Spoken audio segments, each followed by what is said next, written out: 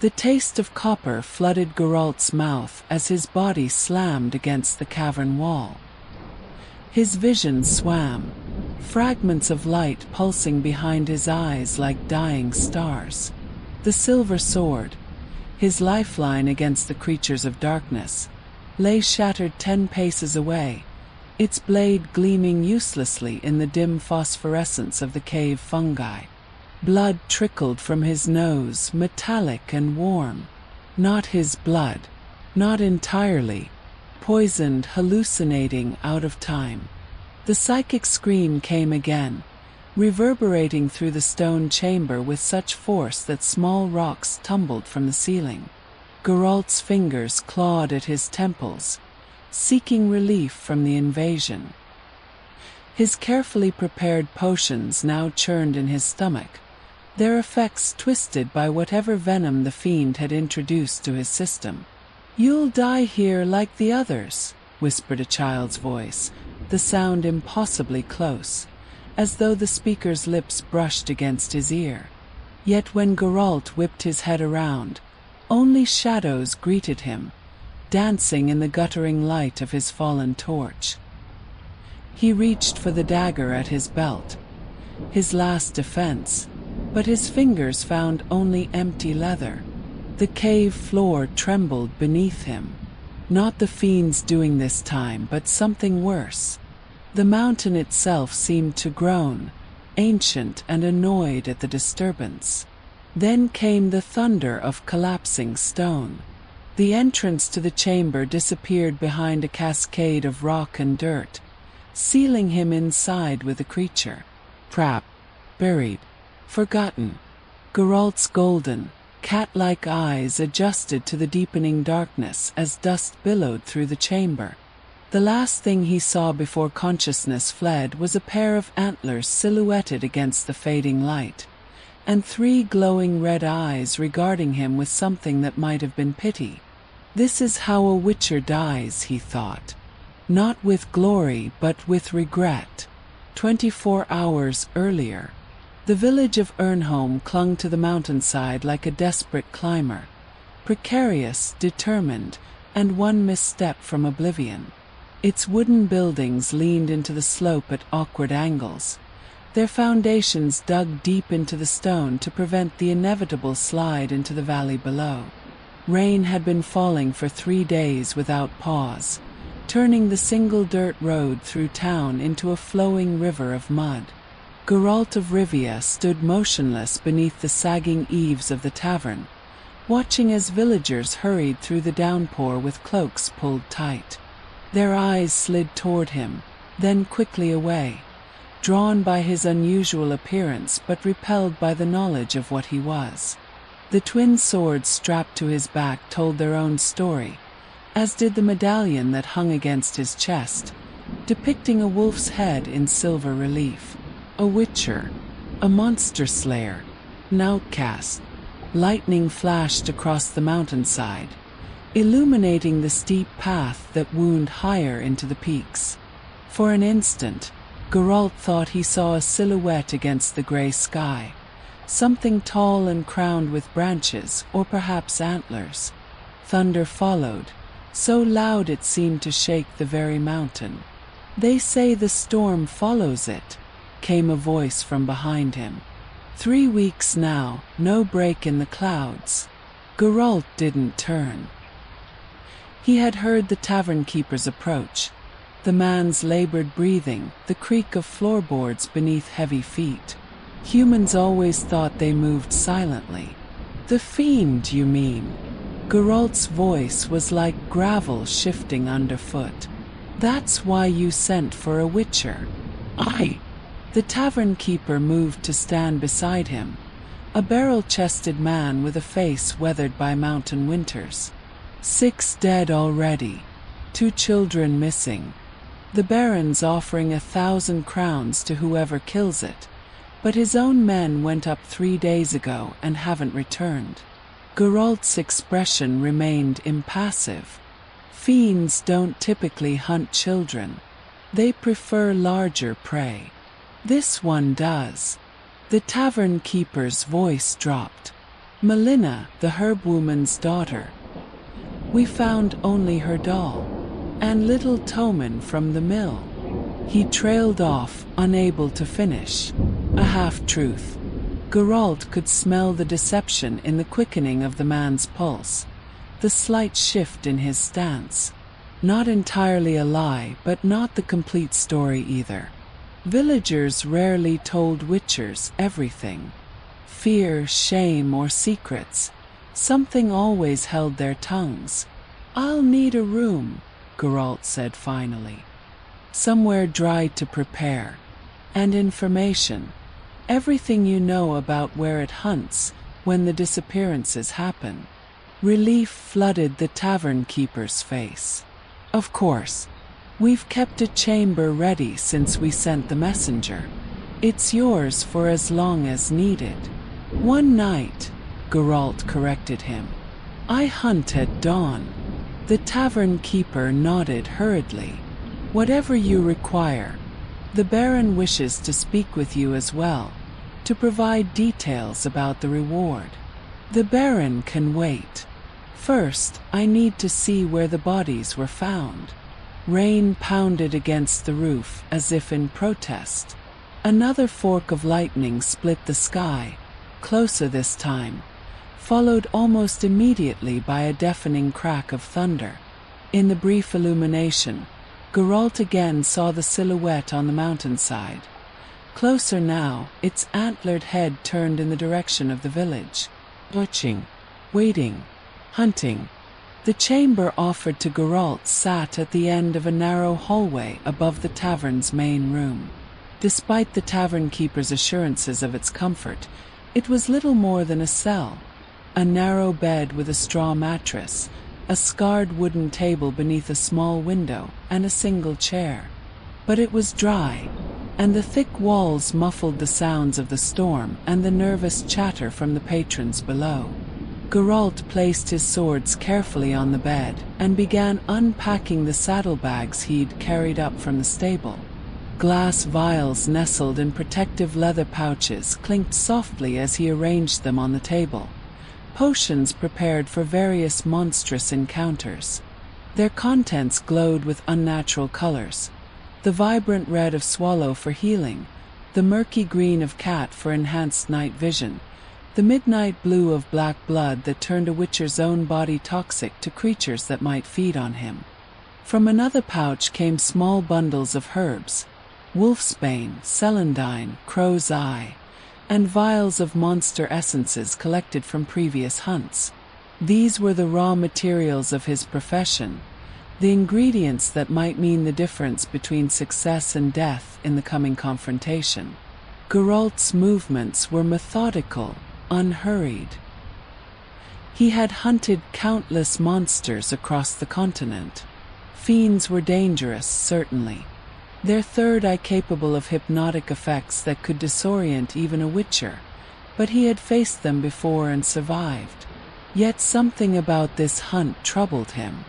The storm that refused to break, the contradictions in the tavern keeper's story, the silhouette on the mountain that seemed to be watching the village.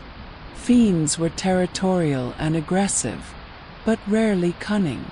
This one seemed patient, deliberate. A soft knock at the door interrupted his preparations. Geralt's hand moved instinctively to the dagger at his belt before he caught the scent, lavender and chamomile, mixed with the sharp tang of medicinal herbs. "Enter," he called, turning back to his potions. The door creaked open to reveal a woman of perhaps 40 winters, her graying hair pulled back in a severe braid. She carried a wooden box before her like an offering. "Witcher," she said, her voice surprisingly steady. "I am Marin, the village herbwoman." Geralt nodded once in acknowledgement but didn't speak. He could smell the fear on her, but something else too, determination, and beneath that, grief. "They say you'll hunt the fiend come morning," she continued, stepping into the room and closing the door behind her. "I've brought something that might help." She placed the box on the table beside his potions. Geralt made no move to open it, his cat-like eyes studying her face instead. "Your daughter," he said finally. "She was taken." Marin's composure cracked slightly, her lower lip trembling before she pressed it firm. "Melina, 8 winters old. 3 weeks ago." She glanced at the box. Inside is a charm she always wore, a small wooden amulet carved with protection sigils. If it still has her. "Fiends don't keep their prey alive," Geralt said, his voice gentler than before. "I'm sorry. You don't understand," Marin whispered. "The others were torn apart, yes. But Melina. We found no body, no blood. Only her doll, placed almost carefully at the edge of the forest." Her eyes, when they met his, burned with desperate hope. "And she isn't the only one. The children, they're the only ones who've disappeared without a trace." Geralt's brow furrowed. This wasn't typical fiend behavior. They were brutal killers, leaving behind mangled corpses and scattered remains. Not clean disappearances, and certainly not the deliberate placement of a child's toy. "Tell me about the adults who died," he said, leaning against the table's edge. Marin's gaze drifted to the window, where rain streamed down the clouded glass. 6 men. All the Baron's guards or mercenaries he'd hired from the south. All killed while patrolling the upper paths. Torn apart. Yes, violently. As if in rage. Geralt considered this. Fiends were predators, not avengers. They killed for food or territory without emotion. But these deaths sounded personal, targeted even. "The Baron," he said. "What business does he have on the mountain?" Something flickered across Marin's face. Caution, perhaps, or fear of a different kind. "Logging, primarily. The old-growth forest on the eastern slope provides valuable timber. And there's talk of a silver mine being established. And before these deaths, has the village had trouble with creatures from the mountain?" "Never," she said firmly. "We've lived in harmony with the forest for generations. We take only what we need, leave offerings at the old stones during harvest." Her voice dropped lower. "But the Baron, he has no respect for the old ways. Since he arrived 5 winters ago, he's cut deeper into the sacred groves than anyone dared before." Sacred groves, old stones. These were the lingering traces of Druid worship, common in remote mountain communities but increasingly rare as the new religion spread across the continent. Geralt had encountered many such sites in his travels, places where the veil between worlds grew thin, where ancient powers still stirred, places where monsters were born when balance was disturbed. "The storm began when the killings started?" he asked. Marin nodded. "The very same night the first guard was found. It hasn't ceased since." Geralt opened the wooden box she had brought. Inside lay a small amulet on a leather cord, carved from dark wood. The sigils etched into its surface were not the crude protective charms common among villagers, but precise druidic symbols, symbols of warding and communion with forest spirits. "Your daughter," he said slowly. "Was she gifted?" "Dreams, perhaps. Unusual aptitudes." Marin's eyes widened slightly. "She speaks to animals sometimes, or so she claimed. I thought it childish fantasy, but—" She trailed off, then squared her shoulders. "Will you find her, Witcher? Even if only to bring back her remains for proper burial?" Geralt closed the box and tucked it into one of his pouches. "I'll find what there is to find," he said, making no promises. Promises were dangerous in his profession, where success was never guaranteed. "But first, I need to see the sites of the killings. In this storm, you'll need a guide." Merrin hesitated.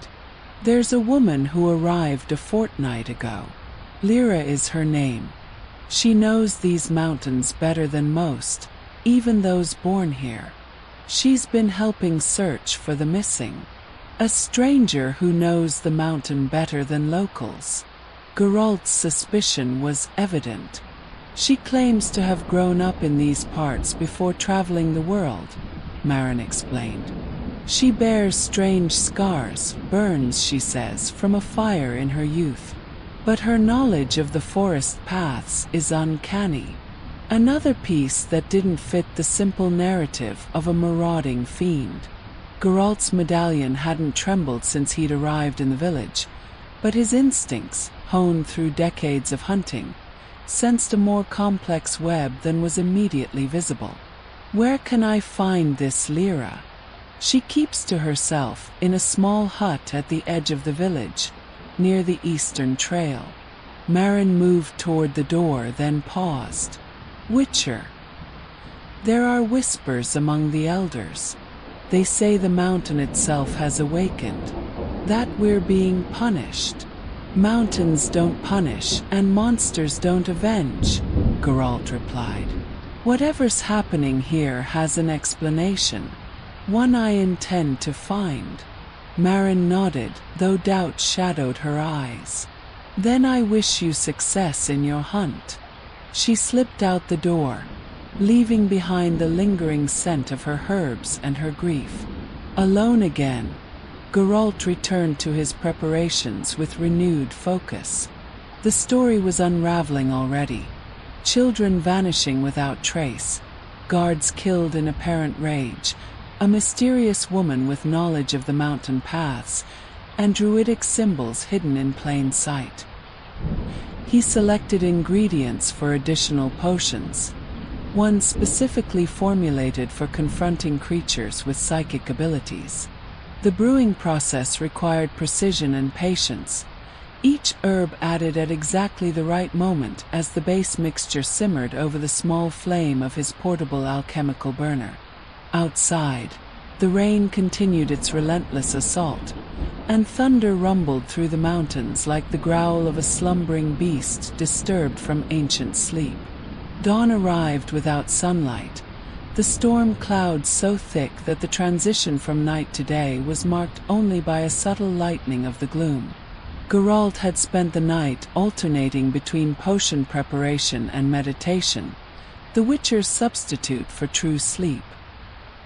His body required less rest than an ordinary human's, a benefit of the mutations that had transformed him from a child into the monster hunter he had become. He left the tavern without breakfast, ignoring the nervous glances from the few early patrons. His black leather armor, reinforced with silver studs at vital points, gleamed dully in the gray morning light. Both swords were strapped to his back, the steel blade for human opponents, the silver one for creatures born of magic and chaos. At his belt hung an assortment of small bombs, vials of oils to coat his weapons, and the potions he had prepared through the night. The eastern edge of the village consisted of a scattered handful of cottages, separated from the main settlement by a small stream now swollen with rainwater. The path was treacherous with mud, but Geralt moved with a sure-footed grace that marked all Witchers, his enhanced reflexes compensating for the slippery ground. He found Lyra's dwelling easily enough, a small structure set apart from the others, its walls of rough stone rather than the timber that constituted most of Ernholm's buildings. Smoke rose from its chimney, thin and gray against the darker clouds beyond. Before Geralt could announce himself, the door swung open. The woman who emerged was tall and straight-backed, perhaps 30 years of age, though it was difficult to be certain. Her face might once have been beautiful, but the left side was marked by an intricate pattern of scarring that extended from her temple down her neck, disappearing beneath the collar of her simple woolen garment. Her hair was a deep auburn, pulled back and secured with a leather thong.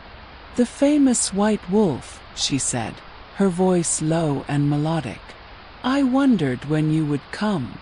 Geralt studied her, noting the way she stood, balanced on the balls of her feet, hands relaxed at her sides but ready. The stance of someone prepared for confrontation. Not the typical village woman, then. "You have me at a disadvantage," he replied. "You know who I am, but I know only your name." A smile touched her unscarred lips. "Lyra," she confirmed, "though names have little importance here." She gestured to the forest path that began just beyond her cottage. "You seek the fiend. I can take you to where it hunts.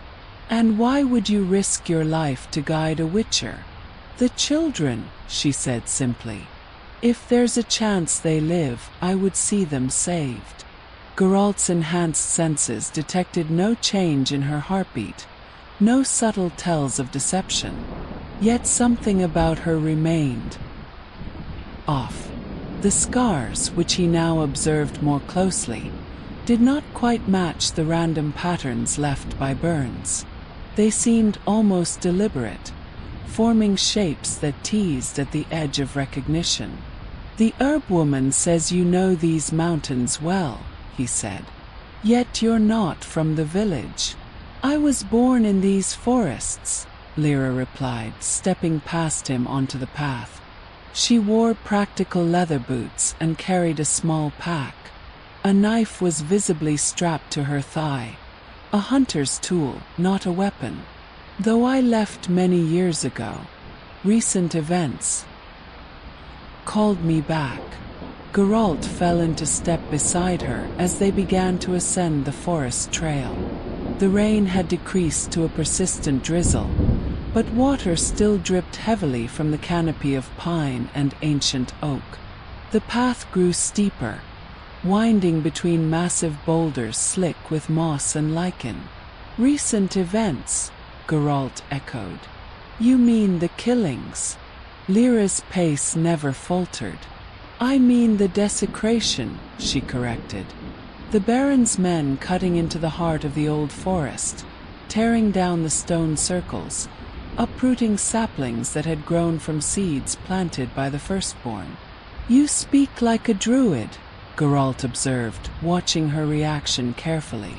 "I speak like someone who respects the old ways," she replied, giving nothing away. This mountain was a place of power long before humans built their village at its feet. Some boundaries should not be crossed. They walked in silence for a time, the only sounds their footsteps on the sodden path and the constant patter of raindrops on leaves. The forest grew denser as they climbed, the trees pressing closer, their branches sometimes forming a natural tunnel overhead. Geralt noticed carved symbols on some of the oldest trunks, weathered with age but still visible to his enhanced vision. More druidic markings, similar to those on the child's amulet. After nearly an hour of steady climbing, Lyra halted at a large lightning-struck oak. Half of the massive tree had been blackened and split by some past storm, but the other half continued to grow, its branches heavy with wet leaves.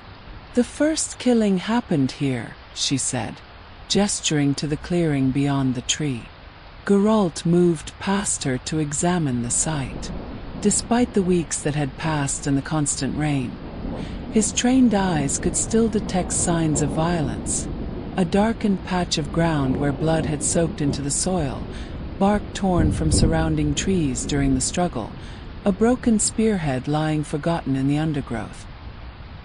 He crouched to examine the ground more carefully, fingers brushing aside wet leaves to reveal deep gouges in the earth. Claw marks, but unusually wide set.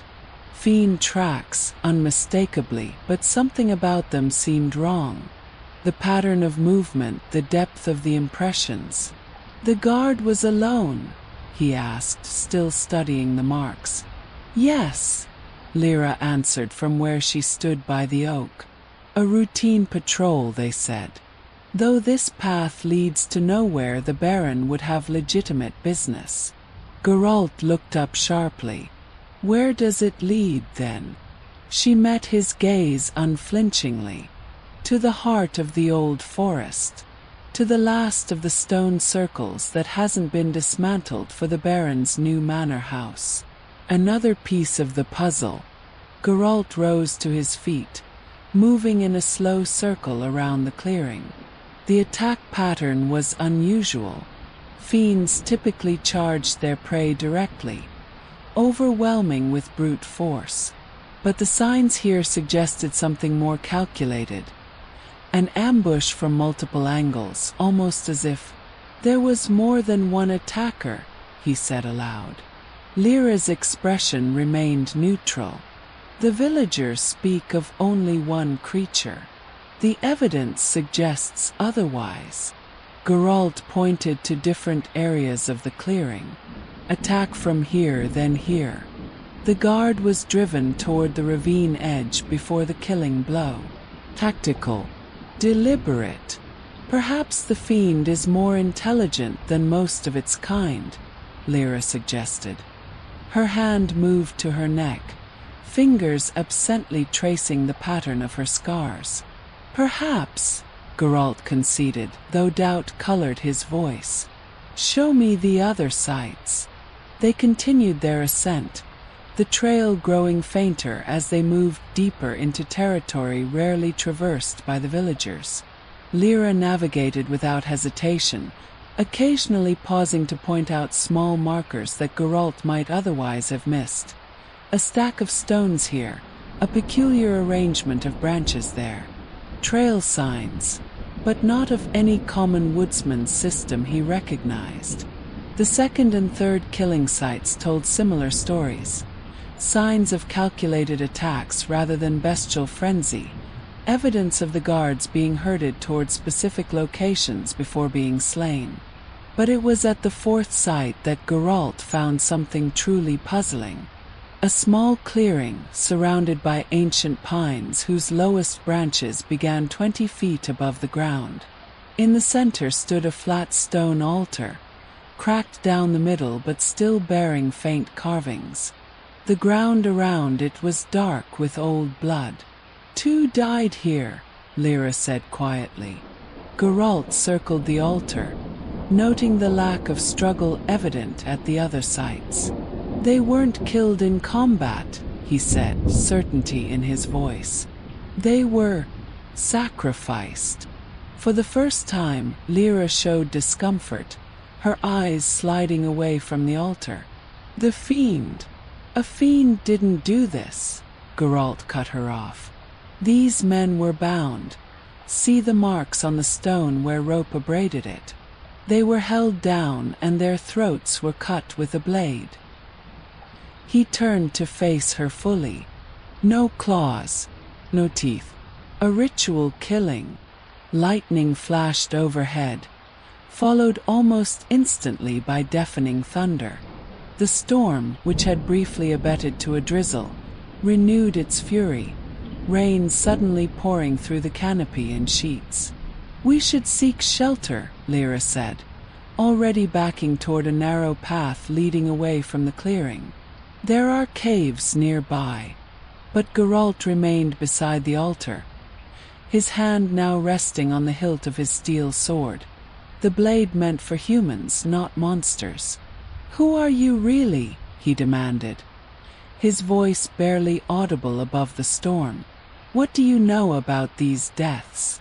Lyra stilled, rainwater streaming down her face and along the patterns of her scars, making them stand out in stark relief against her pale skin. For a long moment she said nothing. Then, with a movement too quick for an ordinary human, she drew a small object from within her clothing and cast it to the ground between them. Smoke billowed upward, acrid and blinding, even as Geralt lunged toward her. His enhanced reflexes weren't quite fast enough. By the time he'd passed through the cloud, she had vanished into the forest. Cursing under his breath, Geralt prepared to follow, then hesitated as his medallion began to vibrate against his chest. The silver wolf's head trembled with increasing intensity, warning him of magical energy nearby, very nearby. He drew his silver sword in one fluid motion, turning in a slow circle as his eyes adjusted, cutting through the smoke and rain to scan the surrounding trees. Nothing visible, but the medallion's trembling intensified. Then he heard it, a low, rumbling growl that seemed to come from everywhere and nowhere at once. A sound that vibrated in his bones rather than his ears. The attack came from above. A massive shadow plummeted from the canopy. Antlers spread wide like the reaching branches of a dead tree. 3 glowing red eyes fixed upon him with terrible focus. Geralt rolled sideways, narrowly avoiding the creature's initial charge. He came up with his sword at the ready, finally getting a clear look at his opponent. The fiend was enormous, even by the standards of its kind. 12 feet tall at the shoulder, its body a hulking mass of muscle covered in matted dark fur. The antlers that crowned its head were ancient and gnarled, spanning wider than a man is tall. But it was the 3 eyes that commanded attention. 2 normal bestial eyes flanking a third, larger orb set in the center of its forehead, glowing with hypnotic red light. Yet something was wrong. The creature's fur wasn't the uniform color typical of fiends, but patterned with swirling marks that matched the scars on Lyra's skin. And hanging from those massive antlers were dozens of small objects that clinked together in the wind. Bones, crystals, carved wooden charms. Geralt had only an instant to register these anomalies before the fiend charged again.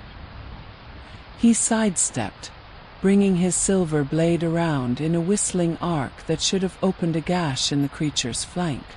The sword connected, but instead of drawing blood, it passed through the fiend as if through smoke, the creature's form momentarily dissolving around the blade before reforming. An illusion, not physically present. Geralt's eyes narrowed as he reassessed the situation. The medallion's vibration confirmed a magical presence, but what he faced wasn't a true fiend. At least, not one fully manifested in the physical world. "Show yourself," he growled, addressing not the spectral fiend but the forest around him. "Face me directly, druid." The illusory fiend reared up, its antlers nearly scraping the lowest branches of the pines. Then, like mist burning away under sudden sunlight, it faded from view. The rain abruptly ceased, not gradually, but as if cut off by an unseen hand. The sudden silence was more disorienting than the storm had been. "Clever witcher," came Lyra's voice, though Geralt could not see her. "Cleverer than the Baron's men, certainly." "Illusions won't save you," Geralt replied, turning slowly, tracking the source of her voice. "Why kill the guards? Why take the children?" A soft laugh echoed from the trees. "I've killed no one who didn't deserve death 100 times over. As for the children, they were never taken. They were saved." Movement to his right. Geralt spun, blade extended, but found only empty air. "From what?" he demanded. "From becoming like you." The words came from directly behind him. Geralt whirled, sword raised, to find Lyra standing beside the altar, her scarred hand resting on the cracked stone. But she was changed, her simple clothing replaced by robes of deep green, embroidered with the same symbols he had seen on the trees and the child's amulet. The scars on her face and neck glowed with a faint inner light, revealing their true nature. Not burns at all, but ritual markings, druidic tattoos of power. The Baron doesn't just harvest timber, she continued, her voice hard. He harvests children.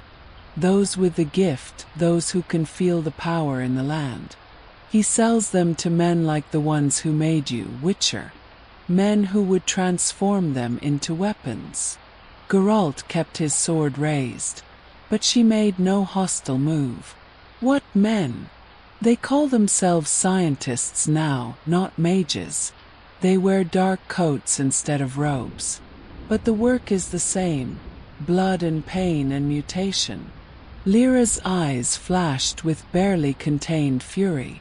They established a laboratory in the old mine tunnels beneath the Baron's estate. We've been watching them for months as they identified children with potential from villages across the region. Geralt's mind raced, connecting pieces of the puzzle. The missing children, they're with you? In hiding. Lyra inclined her head in affirmation. Safe within the heart of the forest, beyond the Baron's reach. And the fiend. Another illusion to keep villagers away from your sanctuary. A shadow crossed her face. Not entirely. The entity exists, though not as you understand fiends to be. She hesitated, then continued in a lower voice. My master attempted a summoning, a guardian to protect our circle from the Baron's men. But the ritual went wrong. The storm is a manifestation of that imbalance. Geralt slowly lowered his sword, though he remained alert. Your master lost control of whatever he called forth. He became one with it, Lyra corrected him. Neither fully himself nor fully the entity he summoned. He retains enough awareness to avoid harming innocents, but his rage against those who destroyed our sacred sites grows stronger each day. Her expression became pleading. I need your help, Witcher. Not to kill him, but to complete the ritual properly. To separate man from spirit before both are lost forever. Geralt's expression hardened. You lured me here under false pretenses. Led me to believe I was hunting a simple monster. Would you have come if I'd told you the truth? That I needed a Witcher's unique constitution to channel energies that would kill an ordinary human? She stepped closer, her movements cautious. The children will die if we don't act. Once the Baron realizes his operation has been discovered, he'll eliminate all evidence, including the families of those he's taken. And if I refuse, then I cannot stop my master from continuing his vengeance, she said simply. More men will die. The storm will grow until it destroys Ernholm entirely. And eventually, someone else will be sent to kill him. Someone who won't bother distinguishing between an innocent man trapped in a monstrous form and a true monster. Geralt sheathed his sword with a fluid movement. Take me to him. I'll assess the situation myself. Relief washed over Lyra's face. There's no time to waste. The alignment we need occurs at midnight, when the storm reaches its peak. One condition, Geralt said as she turned to lead him deeper into the forest. After this is resolved, the children return to their families. Lyra paused, conflict evident in her posture. Those families unwittingly put them at risk once. Some parents even sold their children willingly, believing the Baron's lies about special schooling. Those who are innocent deserve to know their children live, Geralt insisted. The guilty can answer for their crimes after we deal with your master and the Baron. After a long moment she nodded. Some may return. Others have already begun their training in the old ways. Those decisions will be made individually, not by you or me. It wasn't a perfect resolution, but Geralt had lived long enough to know that perfect resolutions rarely existed in a world as complex as theirs. He gestured for her to lead on, putting aside his misgivings in favor of addressing the more immediate threat. They traveled in tense silence for over an hour, climbing ever higher into the mountain forest. The path grew steeper, winding between massive boulders and along narrow ridges where a single misstep would mean a fatal fall. Throughout their ascent, Geralt noticed more signs of druidic presence. Ancient standing stones partially reclaimed by moss and lichen, trees grown into unnatural shapes to mark significant locations, small offerings of crystals and carved figures tucked into niches in the rock face. The storm, which had abated briefly during their confrontation, gradually intensified again. Lightning forked across the darkening sky with increasing frequency, thunder echoing between the peaks with such force that small stones skittered down the slopes around them. "The cave system lies just ahead," Lyra said as they rounded a sharp bend in the path. She pointed to a dark opening in the mountainside, partially concealed by a curtain of hanging vines. "My master retreats there when the storm grows too powerful for him to control. The deeper chambers connect to a network that runs throughout the mountain." Geralt studied the cave entrance with professional wariness. "Any other occupants I should know about? Cave trolls? Neckers?" "Nothing so mundane," Lyra replied. "But there are echoes, fragments of the entity my master merged with. They manifest sometimes, especially when strangers enter." "Convenient warning," Geralt muttered, but he followed her toward the cave mouth, ducking beneath the vines. The transition from the storm-racked forest to the quiet darkness of the cave was jarring. Water dripped steadily from the stone ceiling, and the air carried the mineral scent of deep earth, overlaid with something more pungent. Herbs and incense, the tools of druidic rituals. Lyra produced a small crystal from within her robes. She murmured words in elder speech, the ancient language often used in magical workings, and the crystal began to glow with soft green light, illuminating a rough tunnel that led deeper into the mountain. "Stay close," she warned. The tunnels change sometimes, responding to the energies of the storm. Geralt's medallion had begun to vibrate again, a constant tremor against his chest that indicated powerful magic nearby. He rested one hand on his silver sword as they proceeded, eyes scanning the shadows beyond the crystal's glow. The tunnel widened as they descended, rough-hewn walls giving way to smoother surfaces that bore the unmistakable signs of deliberate carving, more symbols similar to those etched into Lyra's skin. "These markings," Geralt said, his voice echoing slightly in the confined space. "They're a form of binding magic." Lyra nodded without turning. "To contain what cannot be controlled. My master understood the risks of the summoning. He prepared contingencies.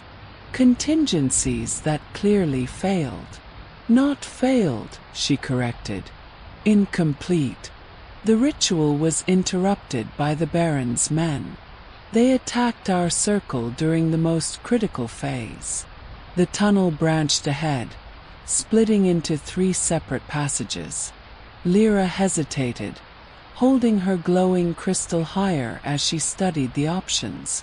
The air from the rightmost passage carried a distinct chill, along with a scent Geralt recognized immediately, the metallic tang of fresh blood. "That one," he said, nodding toward the right path. Lyra's expression tightened, but she didn't argue. She led them into the passage, which descended at a steeper angle, requiring careful footing on the slick stone steps that had been carved into the floor centuries ago. The blood scent grew stronger as they descended, mingling with other odors, crushed herbs, burning resin, and beneath it all, the distinctive musk of the creature Geralt had glimpsed earlier, half fiend and half something else. The passage opened suddenly into a vast chamber, its ceiling lost in darkness above the reach of Lyra's crystal light. Stalagmites rose from the floor like the grasping fingers of buried giants, while water trickled down the walls to collect in shallow pools across the uneven ground. In the center of the chamber stood a ring of standing stones, each carved with the same symbols that decorated the tunnel walls. Within this circle burned a small fire, its flames an unnatural blue that cast writhing shadows across the cave walls. Arranged around the fire were objects that made Geralt's jaw tighten, human bones, fashioned into ritual implements. Not ancient remains, but recent deaths. "Your master's work?" he asked, voice hard with disapproval. "The Baron's men," Lyra replied softly. "Those who interrupted the ritual. Their essence feeds the binding." A low growl emanated from the shadows beyond the stone circle, a sound too deep to be produced by human vocal cords. Geralt's hand moved to his silver sword, but Lyra placed a restraining touch on his arm. "Master," she called, her voice steady despite the tension radiating from her body. "I've brought help. A witcher, as we discussed." The growl subsided, replaced by a wet, rasping sound that might have been breathing or laughter. From the darkness emerged a figure that seemed to shift between forms with each step. At moments it appeared as a tall, gaunt man with flowing white hair and a beard that reached his waist. In the next instant, it transformed into the massive, antlered fiend that Geralt had seen in the forest. Between these extremes were countless variations. Part man, part beast, wholly neither. 3 eyes regarded them with terrible intelligence. 2 human, weary and clouded with cataracts, flanked by a third larger orb that glowed with the same hypnotic red light Geralt had observed in the illusory fiend. Antlers sprouted from the figure's temples, smaller than the fiend's full manifestation but still impressive, adorned with the same collection of bones, crystals, and carved charms. "You bring a murderer of our kind to our sanctuary?" The voice was a dissonant blend of human speech and bestial snarling. "A mutant created to hunt the old powers into extinction." "A mutant who keeps his word," Geralt replied evenly, making no move toward his weapons despite the medallion's frantic vibration against his chest. "Unlike druids who terrorize villages with false monsters." The creature's form solidified briefly into something more human, though still grotesquely distorted. "False. I assure you, Witcher, the deaths were quite real. The men who violated our sacred places died screaming, as they deserved. While children cower in fear, believing monsters will take them in the night," Geralt countered. "Your quarrel is with the Baron, not innocent villagers." The third eye flared brighter, and for an instant, Geralt felt a pressure behind his own eyes, the beginning of the hypnotic effect fiends were known for. His Witcher training allowed him to resist, but the attempt itself was concerning. This merged being had more control over its abilities than Lyra had implied. "Enough, master." Lyra stepped forward, placing herself between Geralt and the creature. "The storm grows stronger. If we don't complete the ritual by midnight, the binding will fail entirely. You'll be lost to the entity, and all our work will have been for nothing." The creature's form wavered, antlers shrinking as the human aspect briefly gained dominance. "The preparations are not complete. The final component, "Is here," Lyra finished, gesturing to Geralt, a being already transformed by mutation, capable of channeling the energies that would kill a normal human, just as the texts described. Geralt's eyes narrowed with suspicion. "What exactly is my role in this ritual?" The druid fiend merged, being drifted toward the stone circle, its movements unnaturally fluid, as though it floated rather than walked.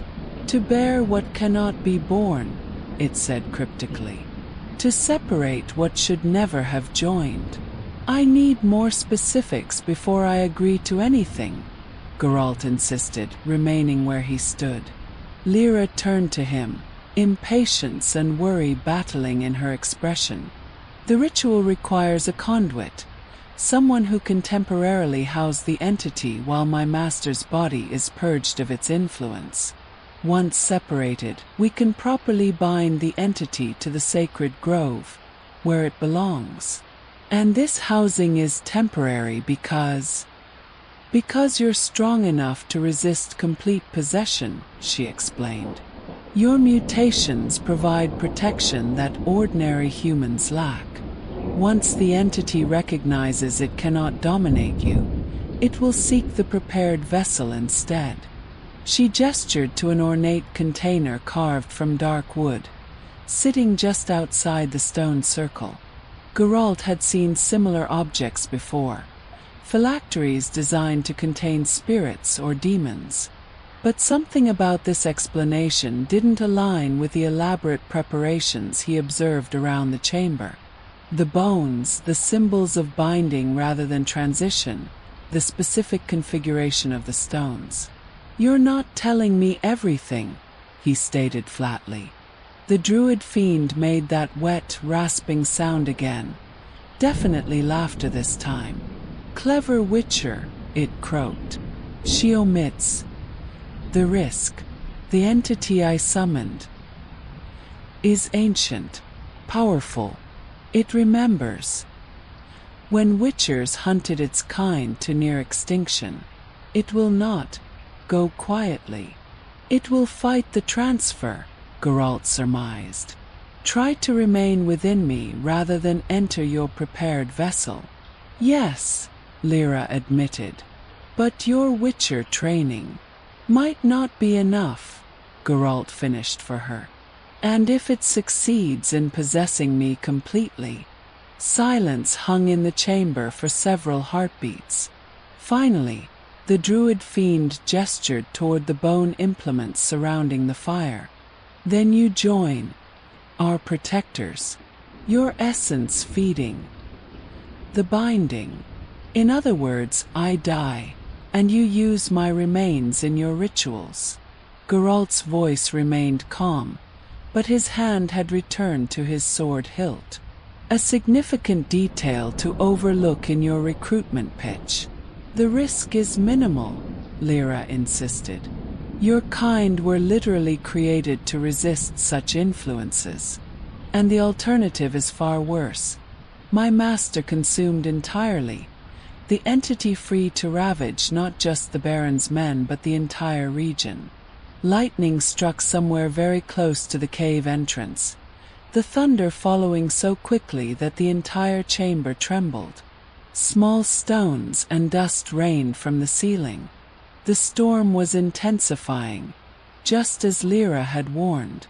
Geralt considered his options. The druid fiend creature was clearly suffering, caught between forms, unable to fully control the entity it had merged with. The storm outside represented a growing instability that threatened far more than just the Baron's logging operation. And while Lyra had deceived him, her concern for the stolen children seemed genuine. There was also the matter of the Baron himself, a man who apparently trafficked in gifted children, selling them to some organization that performed experiments similar to those that had created witchers. That operation needed to be exposed and destroyed, regardless of how this current situation resolved. "I'll help with your ritual," Geralt said finally. "Under two conditions." Relief flooded Lyra's face, But the druid fiend merely watched with its 3 unblinking eyes. "Name them," Lyra said quickly. "First, when this is over, you take me to where the children are hidden. I need to verify their safety myself, not just take your word for it." She nodded without hesitation. "Agreed. And the second? You tell me exactly who's buying these children from the Baron. Names, locations, everything you know about the operation." Lyra glanced at her master, who gave an almost imperceptible nod. "We know little about the organization itself," she said. "They call themselves the Brotherhood of Ascension. Scientists, as I said before, but with knowledge of the old magics. They seek to improve on the Witcher mutations, to create something new." "Where?" "Their primary laboratory is beneath the Baron's estate, as I told you.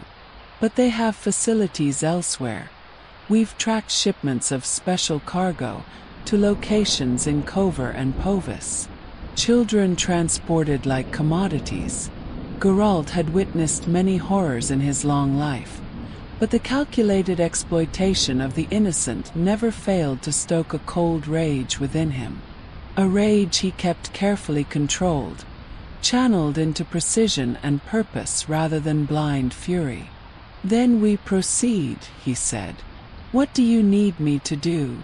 "Remove your weapons and armor," Lyra instructed, already moving to prepare the ritual space. "The silver especially. It will interfere with the energies we must channel." Geralt hesitated, his survival instincts rebelling against the idea of disarming himself in such a dangerous situation. But he recognized the magical necessity. Silver, while effective against many monsters, could indeed disrupt certain forms of energy manipulation. He unbuckled his sword belt, laying both blades carefully against a nearby stalagmite. His armor followed, the reinforced leather jerkin with its protective silver studs, his gauntlets and boots.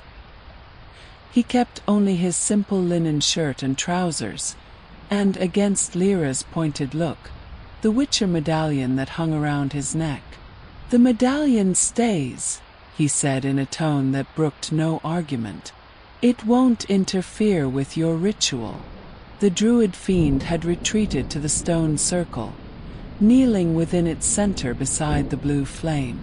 Its form seemed more stable now, settled primarily into human appearance, though the antlers remained, as did the third eye gleaming from its forehead. Lyra directed Geralt to stand opposite her master, across the fire. The heat that radiated from the blue flames carried no warmth. Instead, Geralt felt a deep chill emanating from it, as though it burned cold rather than hot. "Whatever happens," Lyra instructed as she took position at the circle's edge, "remain within the stones. The binding is strongest there. It will help you resist when the entity attempts to overwhelm you."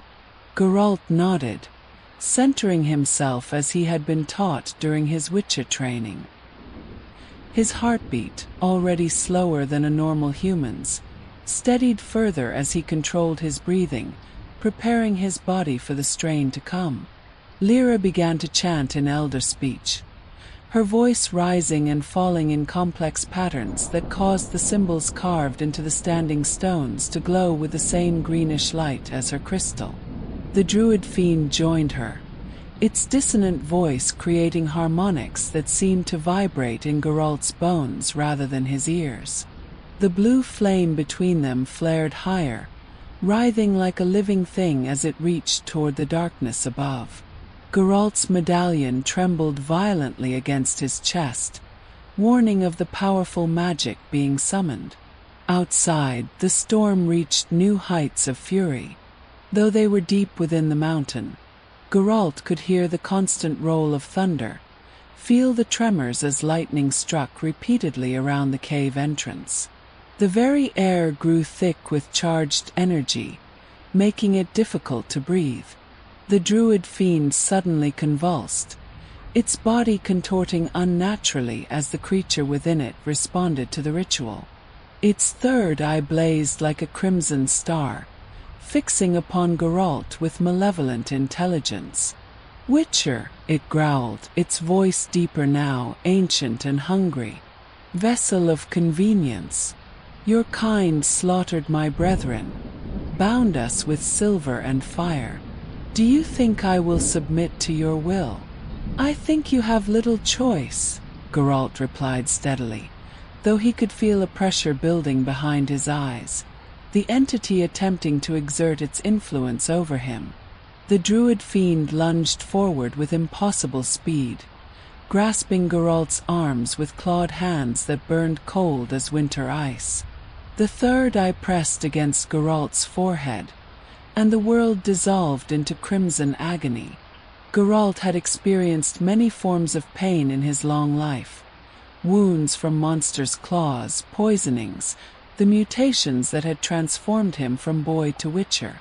None compared to the sensation of the entity forcing its way into his consciousness.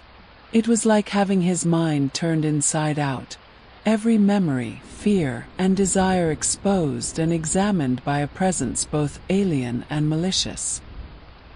He fought the intrusion instinctively, drawing on decades of mental discipline. The entity responded with greater force, flooding his senses with images designed to break his concentration. The children he'd failed to save in past hunts, the fellow witchers who had died while he lived on, the faces of those who had feared and hated him for what he was. "Submit," whispered the entity in his mind. "Your struggle is pointless. I am ancient beyond your comprehension. I walked these mountains when your kind still huddled in caves, fearing the dark. Then you've lived long enough," Geralt managed to grind out through clenched teeth. He could dimly hear Lyra's chanting growing more urgent, feel the energies of the ritual circle swirling around him like a cyclone of invisible force. The entity's rage crashed against his mental defenses, seeking any weakness, any crack in his resolve. "You are already a monster, Witcher. Why resist becoming more? Together we could hunt those who truly deserve punishment, men like the Baron who prey on the innocent." A tempting proposition, clothed in righteousness. Geralt had encountered such offers before from creatures seeking to manipulate him. The entity was adapting its approach, moving from brute force to seduction. "I choose my own path," Geralt snarled, focusing on the physical sensations to anchor himself. The cold stone beneath his knees, the vibration of his medallion against his chest, the smell of incense and blood that filled the chamber. The blue flame suddenly shot upward, touching the distant ceiling of the cave and casting the entire chamber in its eerie light. The druid fiend's body went rigid, its back arching unnaturally as a howl of rage and pain tore from its throat. The sound contained multitudes, the druid's human agony, the fiend's bestial fury, and beneath it all, the ancient entity's shriek of defiance. "Now, Witcher!" Lyra screamed over the cacophony. "Force it out. Direct it toward the vessel." Geralt summoned his remaining strength, visualizing the entity as an invader to be expelled from his body. He focused on the prepared phylactery beyond the circle, imagining a path leading from himself to the container. With a final, tremendous effort he pushed. The pressure behind his eyes intensified to near unbearable levels, then suddenly released. A sensation like ice water flowing upward through his body followed, moving from his core toward his head. His vision clouded with swirling red mist as the entity began to withdraw from his consciousness. But something was wrong. The entity wasn't moving toward the phylactery as intended. Instead, it seemed to hover between Geralt and the druid, indecisive, testing both potential hosts like a predator selecting its prey. "It resists the vessel," Lyra cried, her voice strained with effort as she maintained the ritual energies. "The binding isn't strong enough." The druid fiend convulsed again, its form flickering rapidly between human and monster. "Cannot hold much longer," it gasped. "Witcher, you must force it to choose." Geralt understood with sudden clarity what he needed to do. The entity was ancient and powerful, yes, but also proud. It would not willingly enter an inanimate container while two living hosts remained available. One of them needed to become completely inhospitable to it. "Lyra," he called over the howling energies of the ritual. "The potions in my pack, the black vial with the silver stopper. Bring it. Quickly." She hesitated for only an instant before darting to where Geralt had left his equipment. Seconds later, she returned with the vial, recognizable to any witcher as black blood, one of their most dangerous concoctions. Designed to make a witcher's body toxic to vampires and other creatures that fed on blood, it was a last resort, harmful even to those with mutations engineered to withstand such toxins. Geralt took the vial, removed the stopper with his teeth, and swallowed the contents in a single gulp. The effect was immediate and agonizing. His veins darkened beneath his skin, standing out in sharp relief as the potion transformed his blood into poison. His eyes, already unnaturally golden, took on a black sheen as the pupils expanded to consume the irises entirely. The entity recoiled from this new development, its presence withdrawing further from Geralt's mind with a shriek of disgust. Left with only one viable host, it surged back toward the druid fiend, seeking to reclaim its original vessel. "The phylactery!" Geralt shouted to Lyra, fighting through the pain of the potion's effects. "Now!" Lyra snatched up the wooden container and thrust it into the blue flame. The fire engulfed it without consuming the wood, instead seeping into the carvings that decorated its surface, making them glow with the same unearthly light. The druid fiend screamed as the entity was torn from its body, not by choice but by the combined forces of the ritual circle, Geralt's toxic resistance, and the prepared vessel's pull. A swirling mass of red energy separated from the druid, hovering above the blue flame like a miniature storm cloud, crackling with malevolent power. For a terrible moment, it seemed the entity might escape the binding entirely, flee into the tunnels beyond the chamber. But Lyra thrust the phylactery directly into the heart of the energy mass, chanting the final words of the ritual with desperate intensity. The effect was like a whirlpool forming in reverse. The red energy spiraled into the container, drawn by the binding magic carved into its surface. The entity fought, tendrils of crimson power lashing out at Lyra, at the druid, at Geralt, seeking any escape from its imprisonment. One such tendril struck Geralt's chest, directly over his medallion. Instead of harming him, it seemed to recoil from the silver, shrinking back toward the main mass of energy. The entity gave one final psychic scream of rage that echoed in Geralt's mind, then collapsed entirely into the phylactery. Lyra slammed the lid shut and sealed it with a dripping mixture of wax and blood from a vial at her belt. The symbols carved into the wood flared brilliantly for several heartbeats, then settled into a steady, pulsing glow. The blue flame died instantly, plunging the chamber into darkness broken only by the light from Lyra's crystal and the faint luminescence of the phylactery. The cave fell silent save for their labored breathing and the distant rumble of thunder, noticeably fainter now, as if the storm had begun to abate with the entity's capture. The druid collapsed to the stone floor, his form now fully human, an old man with white hair and beard, frail and exhausted. The antlers and third eye were gone, leaving no trace of the fiend that had partially possessed him. Geralt remained kneeling, fighting the effects of the black blood potion. Under normal circumstances, he would have carefully measured the dose, taken specific antidotes to mitigate the worst effects. The full vial he had consumed would leave him weakened for days.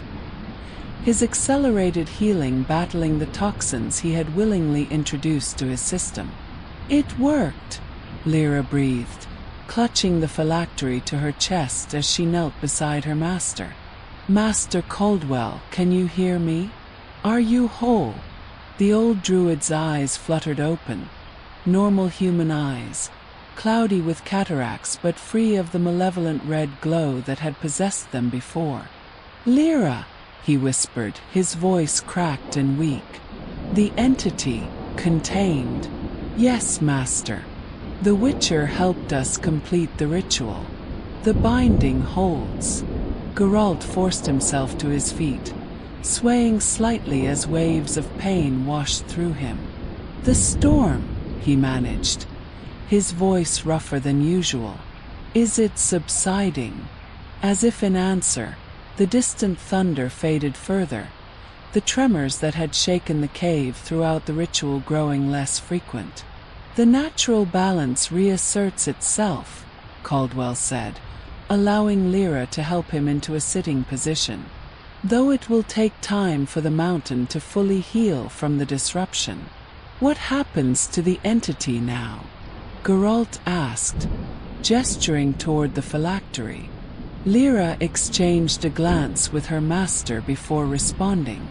We'll take it to the heart of the sacred grove, what remains of it. There we can bind it properly to the land, where it can serve its original purpose as guardian rather than avenger. And the children? Geralt pressed, recalling their agreement. As promised, I'll take you to them, Lyra said. But first, you need to recover from the potion. Your body fights itself. I can see it in your aura. Geralt didn't bother denying it. Black blood was taking its toll, the tremors in his limbs growing more pronounced. I've survived worse, he said, but allowed himself to sink down onto a flat rock at the edge of the ritual circle. A few hours rest, then we proceed. And then? Caldwell asked, his wise old eyes studying Geralt with renewed interest. What will the famous White Wolf do with the knowledge of the Baron's activities? Of our sanctuary? The Baron and his associates answer for their crimes, Geralt replied without hesitation.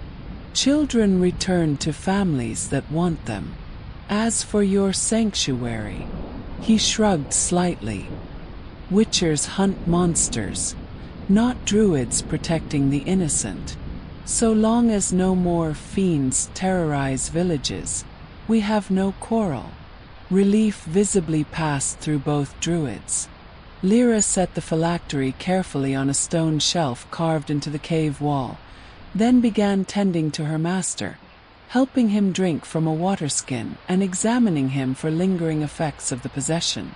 Geralt leaned back against the cool stone wall, willing his body to process the toxins faster. The worst would pass in a few hours, leaving him weakened but functional. By morning, he would be strong enough to confront the Baron, to end the operation that had started this chain of events. His gaze drifted to the phylactery, still pulsing with faint red light. The entity within was contained, but for how long? Such bindings were rarely permanent. Sooner or later, someone would disturb it, or the magic would weaken, or the druids would attempt to use its power and lose control once again. But that was a problem for another day. For now, the immediate threat was neutralized.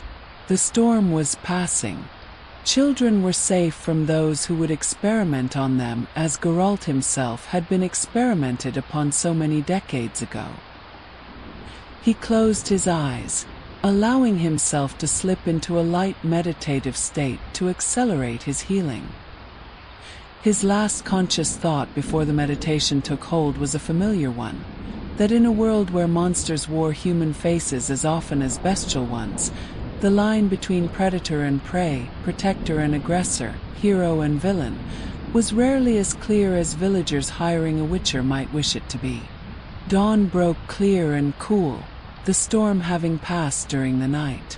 Geralt stood at the mouth of the cave, watching as golden light spilled across the valley below, illuminating the village of Ernholm in the distance.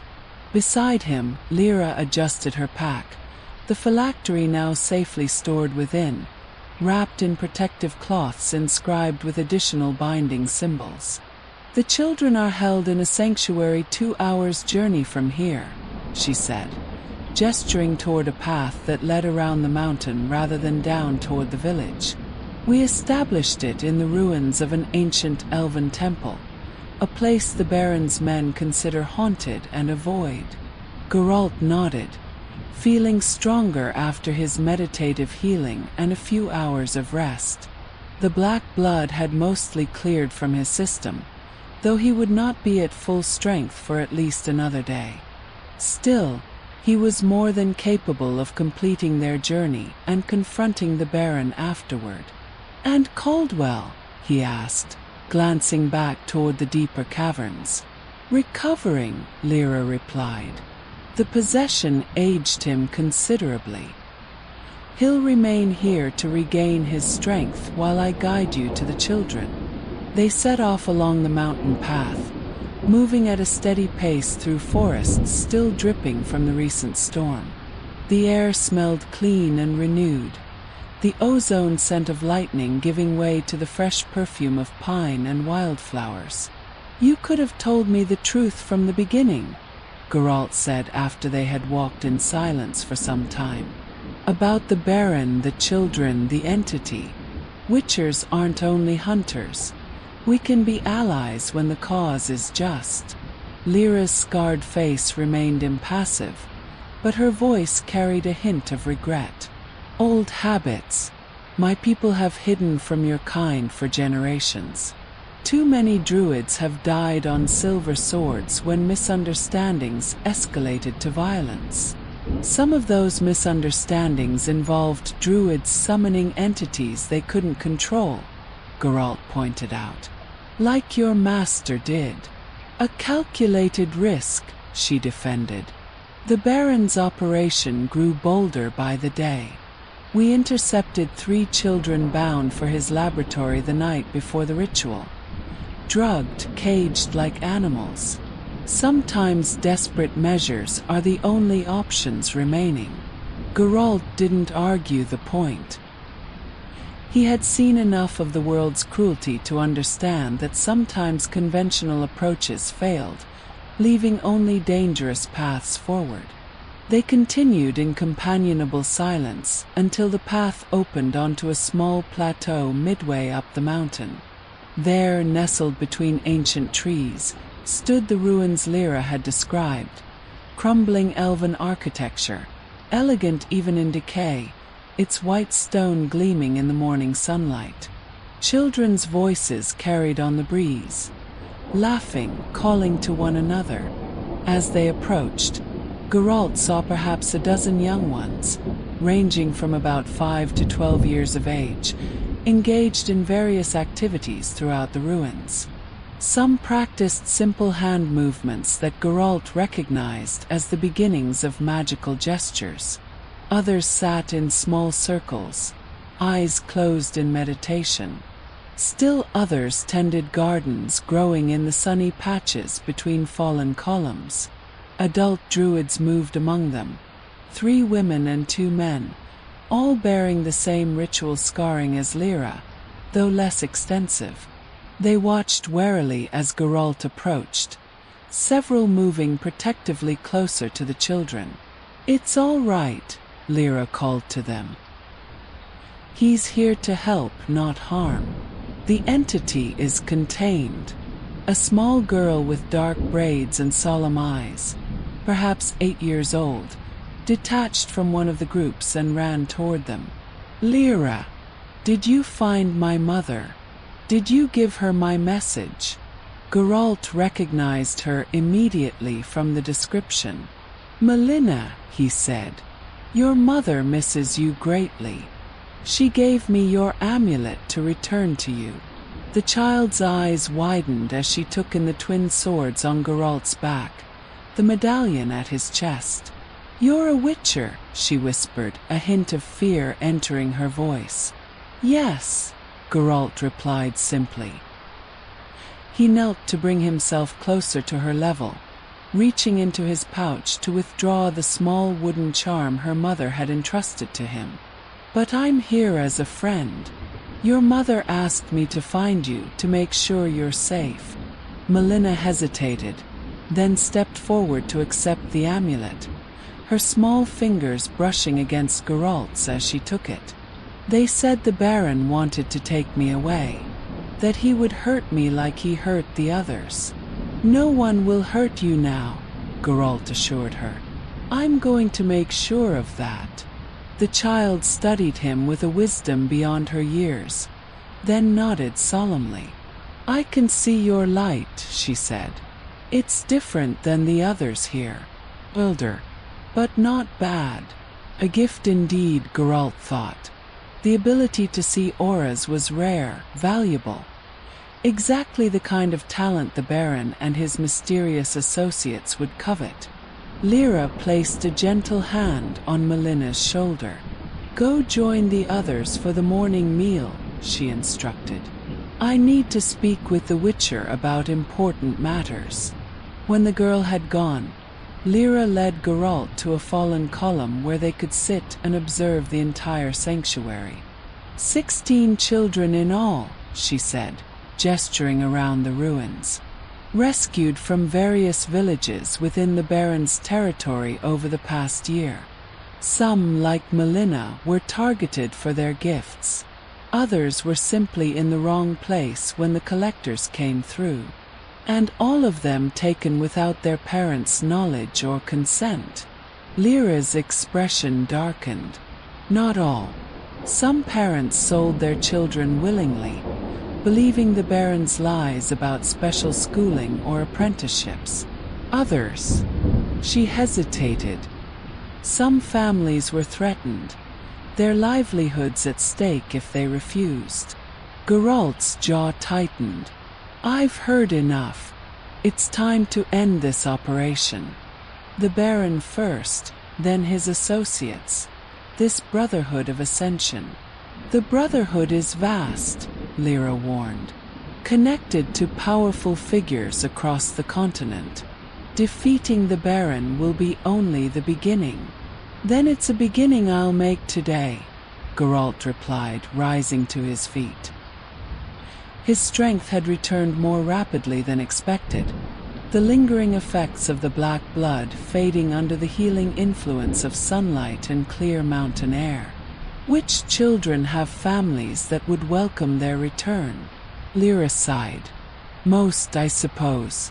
Though some have begun training that would be dangerous to interrupt. The power awakens differently in each child.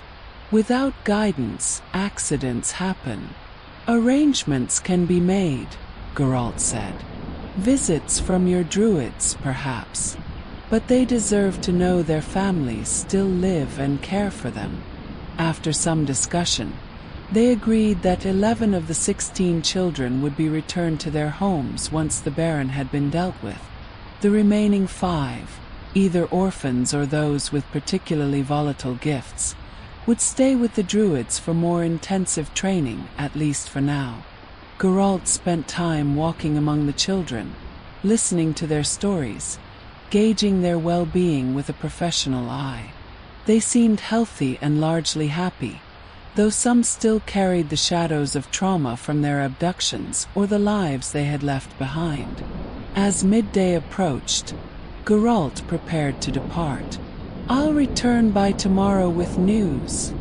he told Lyra as they stood at the edge of the sanctuary. Have the children ready to travel if all goes as planned. And if it doesn't? She asked, concern evident in her voice. Then be ready to move them deeper into the mountains, he replied grimly. But it won't come to that. The Baron is just a man, and men can be dealt with. Lyra nodded, then surprised him by clasping his forearm in the traditional warrior's farewell. You've proven yourself a friend today, Witcher. Remember that not all who work with the old powers are your enemies. And remember that not all who carry silver swords are blind to nuance, Geralt returned, a rare half-smile briefly softening his scarred features.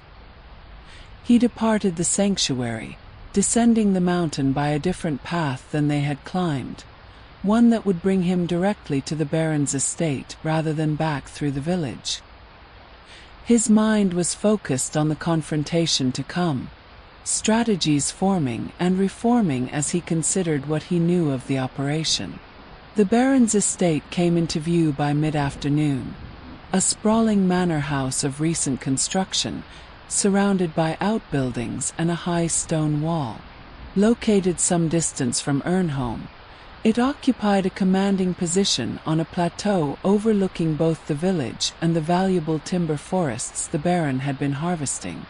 Guards patrolled the wall, more numerous and better equipped than one would expect for a rural noble's residence.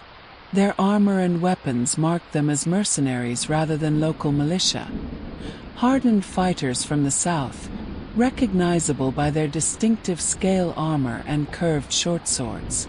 Geralt studied the estate from the cover of the forest edge, noting entry points, guard rotations, and potential weaknesses in the defenses.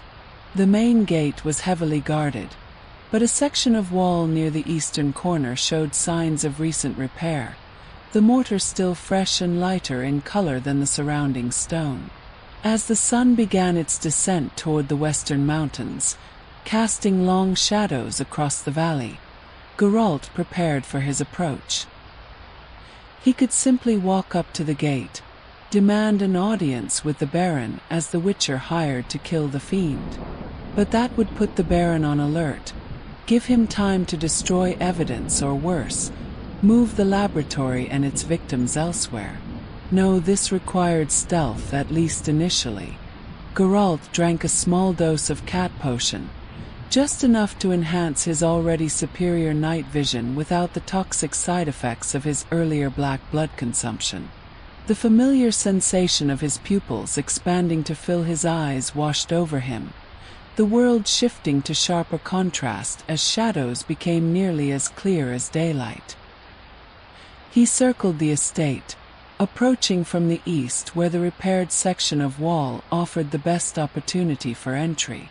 Timing his movements with the guard rotations he had observed, Geralt scaled the wall at precisely the moment when both patrols were furthest from his position, vaulting over the top and dropping silently into the extensive gardens beyond.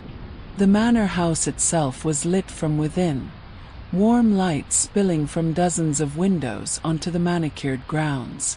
Voices and music suggested some sort of gathering taking place. Advantageous, as it meant more people moving about, more confusion in which to conceal himself. Geralt moved through the gardens like a shadow, using ornamental hedges and statuary for cover.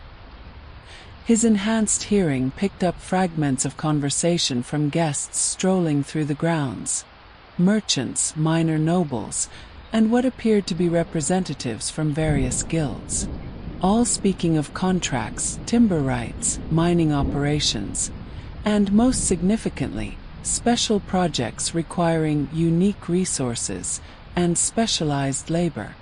Euphemisms for the trafficking operation, no doubt.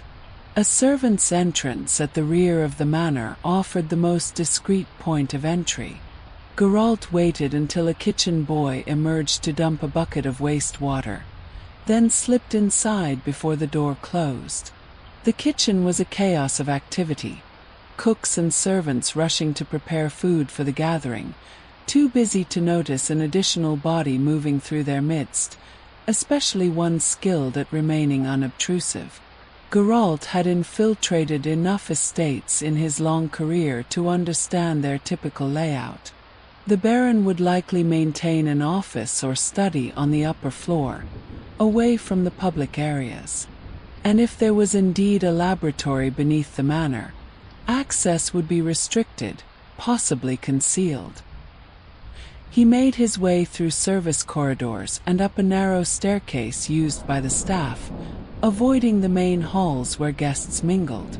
At the top of the stairs, he found himself in a long corridor lined with doors. Guest chambers, most likely.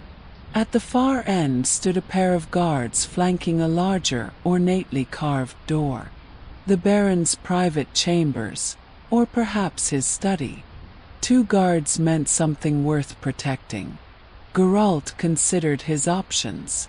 Direct confrontation would alert the entire household. He needed a distraction. Fortune favored him as a serving girl approached, carrying a tray with wine and glasses toward the guarded room. Geralt retreated into an alcove, waiting until she was nearly past him before deliberately creating a small noise, just enough to draw her attention without alerting the guards. The girl turned, nearly dropping her tray when she saw him standing in the shadows. Before she could cry out, Geralt raised a finger to his lips and produced a gold coin from his pouch, a substantial sum for a servant. "A simple trade," he whispered. "The coin for information. Nothing that would harm you or any innocent." Fear and greed warred in her expression before curiosity won out. "What information?" she asked, her voice barely audible. "The room those men guard. Who occupies it?" "The Baron's study," she answered promptly. "He's meeting with the foreign doctors now. They arrived this morning." "Foreign doctors?" "The Brotherhood representatives, most likely." "And below the manor?" Geralt pressed. "Are there chambers beneath the ground floor?" The girl's eyes widened slightly. "The old wine cellars were converted last year. The Baron calls it his academy. Strange sounds come from there sometimes at night." She hesitated, then added in an even lower whisper, "One of the kitchen boys disappeared last month after saying he'd seen children being taken down there. The Baron said he'd been sent to another estate for training, but his things remained in the servants' quarters." Geralt nodded, pressing the coin into her palm. "How does one access these cellars?" "Behind the Baron's study is a private staircase," she replied, closing her fingers around the coin. "The guards change at the evening bell. They'll leave their post to be replaced. Only for a moment, but that's when the Baron's guests typically enter or exit. Valuable information, worth far more than the single coin he'd given her." Geralt produced a second gold piece. "Take this and find somewhere to be when the evening bell rings. Somewhere public, surrounded by others." The girl's brow furrowed in confusion, but she accepted the second coin with a nod of understanding. Self-preservation was a universal language, especially among those who served the powerful. "The wine is for them?" Geralt asked, nodding toward the guards. "And the Baron and his guests," she confirmed. "Go then. Say nothing of our conversation, and you'll have nothing to fear." She hurried away, her steps slightly faster than before but not so rushed as to draw attention. Geralt settled into the alcove to wait, his enhanced senses monitoring the movements of guards and servants throughout the nearby corridors. The evening bell rang not long after, a melodious chime that echoed through the manor. As the serving girl had indicated, the 2 guards at the study door straightened, exchanged a few words, then marched off down the corridor toward the main staircase, presumably to meet their replacements. Geralt moved instantly, covering the distance to the study door in near silence. Enhanced hearing detected 3 voices within, one booming and confident, the Baron presumably, 2 others speaking with refined accents that marked them as educated men from the northern kingdoms. The lock on the door was substantial but not designed to withstand a witcher's strength. Geralt applied precise pressure at exactly the right point, feeling the mechanism give way with a subtle click that only his enhanced hearing could detect. He eased the door open just enough to slip inside, then closed it behind him with the same care. The study was opulent, walls lined with books that appeared more decorative than used, a massive desk of polished mahogany dominating the center of the room, hunting trophies mounted on every available surface. 3 men stood near a large fireplace at the far end, glasses of wine in hand, their backs to the door as they examined what appeared to be architectural drawings spread on a smaller table. Construction can begin immediately if the funding is secured, one of the men was saying, tall and thin, with a scholar's stoop to his shoulders and spectacles perched on a narrow nose. The new facility would triple our capacity for subjects. And the special modifications we discussed? Asked the second visitor, shorter, robust, with an immaculately trimmed beard and hands that bore the subtle scars of a surgeon or alchemist. Included in the plans, replied the third man, clearly the Baron, his substantial girth draped in expensive velvet, a heavy gold chain of office around his neck. Though they add considerably to the expense. Necessary expenses, insisted the bearded man. The containment failures at the Cover facility proved conventional materials insufficient for subjects in the later phases of transformation. Transformation.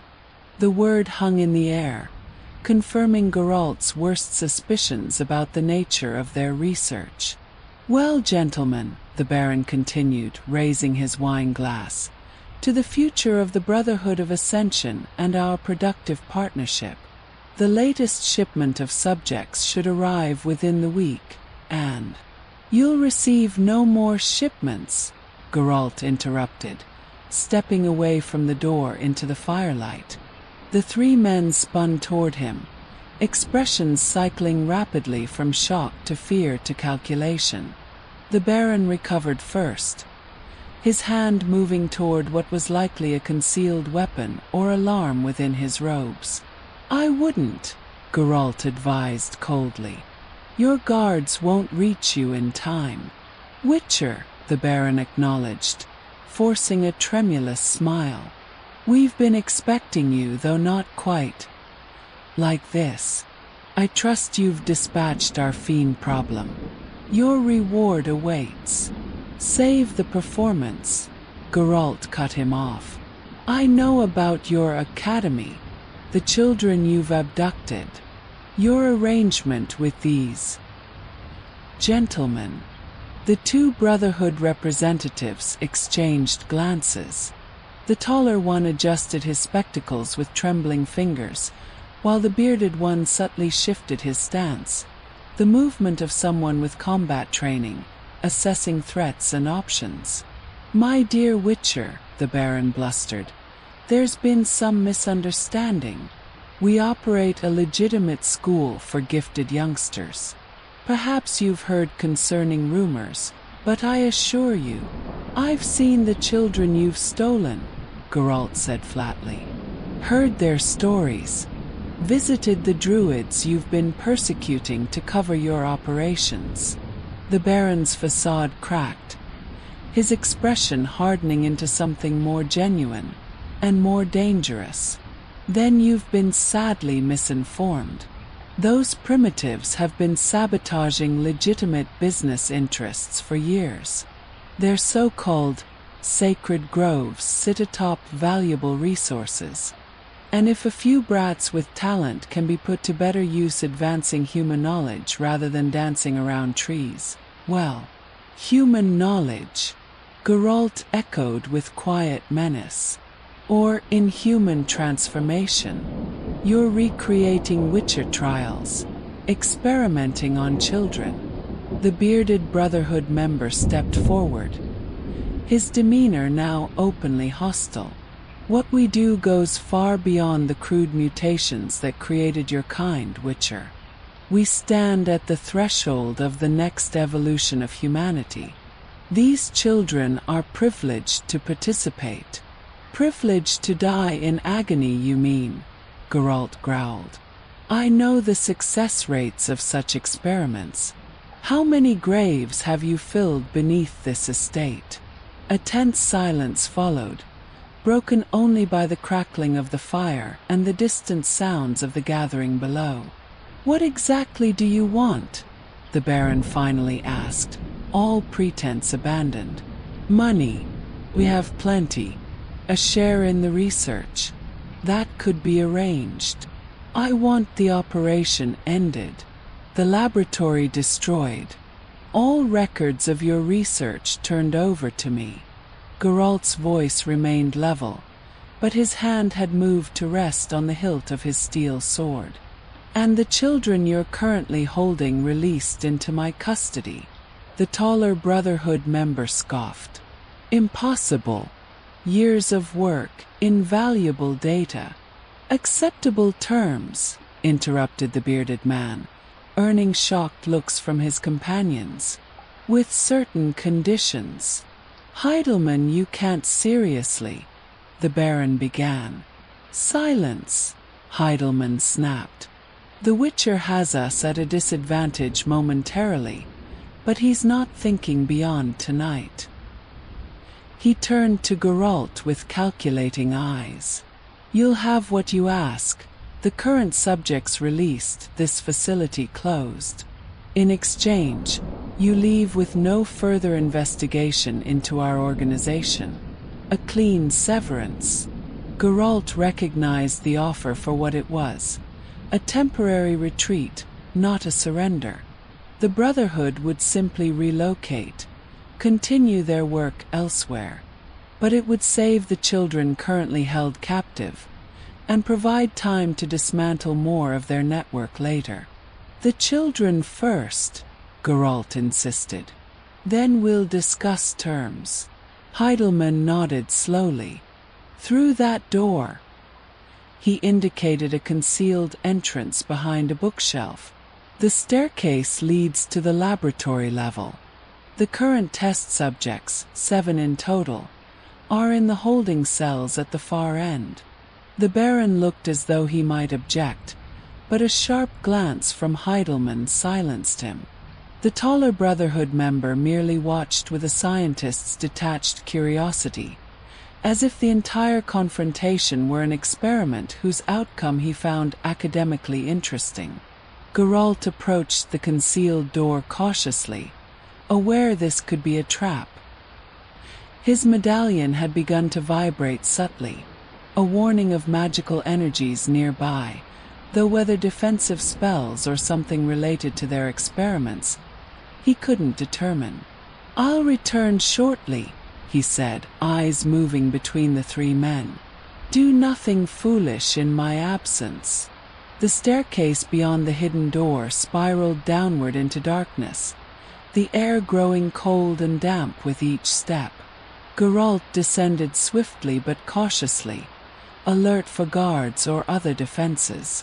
The subtle vibration of his medallion intensified as he reached the bottom, entering a long stone corridor lit by ensconced torches.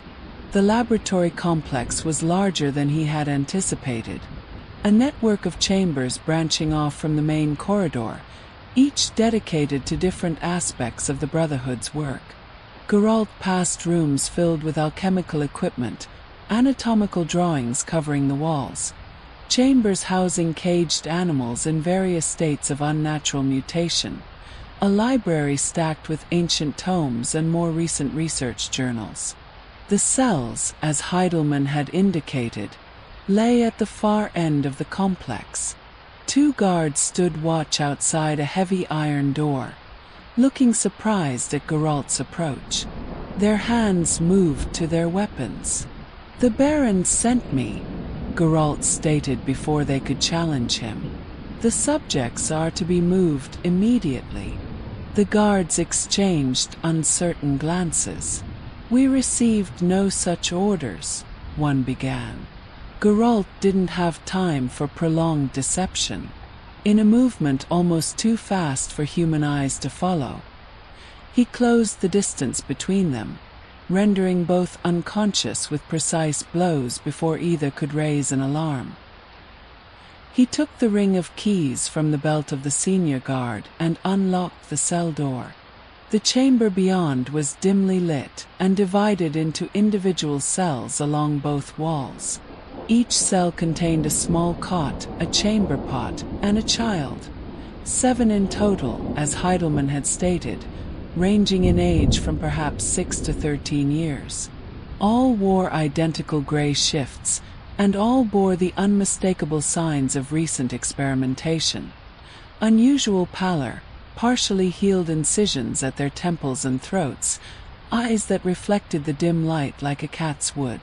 Early-stage mutations, similar to what Geralt himself had endured centuries ago, though seemingly modified from the original Witcher trials. His jaw clenched at the sight, old memories threatening to surface. Memories of pain and fear and children's screams in the night. "I'm not here to hurt you," he said, keeping his voice gentle despite his rage. "I've come to take you from this place." The children watched him with wary, unchildlike eyes. One, a boy of about 10 with a shock of red hair, spoke for the group. "The doctors said the same before they cut us. Why should we believe you?" Geralt knelt, bringing himself to eye level with the children. "Because I survived what they're doing to you," he replied, gesturing to his own cat-like eyes. "And I swore no other children would endure it if I could prevent it." He unlocked each cell methodically, speaking quietly to each child, assessing their condition. None appeared to have progressed to the more dangerous stages of mutation, the odds of survival still reasonably high if the procedures were halted now. They were frightened but mobile, able to follow instructions. "Stay together," Geralt instructed them. "Follow close behind me. Don't run ahead no matter what happens. Understand?" 7 small heads nodded in unison, their movements unnaturally synchronized. Another side effect of the early treatments, perhaps. Geralt led them back along the corridor, alert for any sign of alarm or reinforcements. The complex remained eerily quiet, almost as if vacated in anticipation of his arrival. His medallion continued to vibrate, the sensation growing stronger as they approached a chamber they had passed earlier, a circular room whose purpose he hadn't identified on his way to the cells. Instinct made him pause at the chamber's entrance, signaling the children to wait.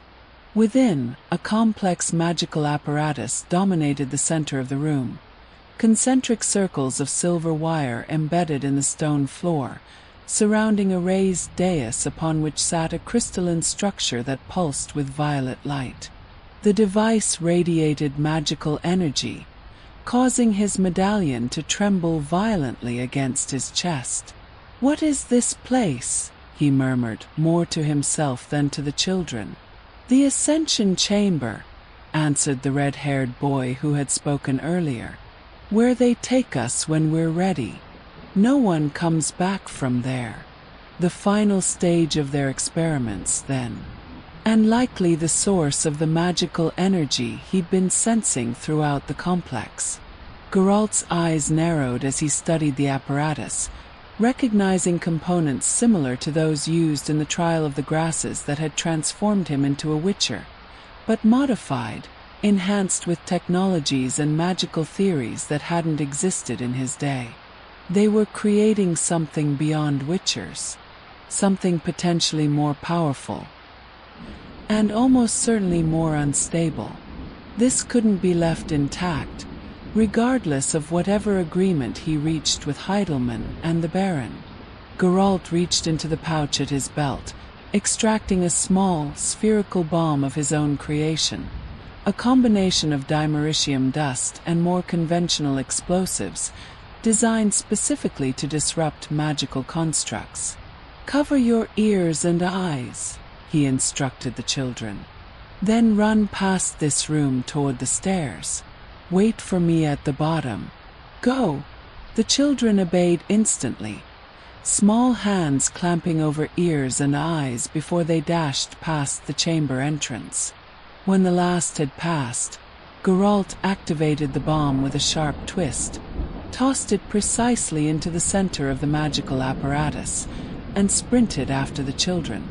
The explosion came 3 seconds later, not particularly loud, but accompanied by a concussive wave of anti-magical energy that caused Geralt's medallion to go suddenly cold against his skin.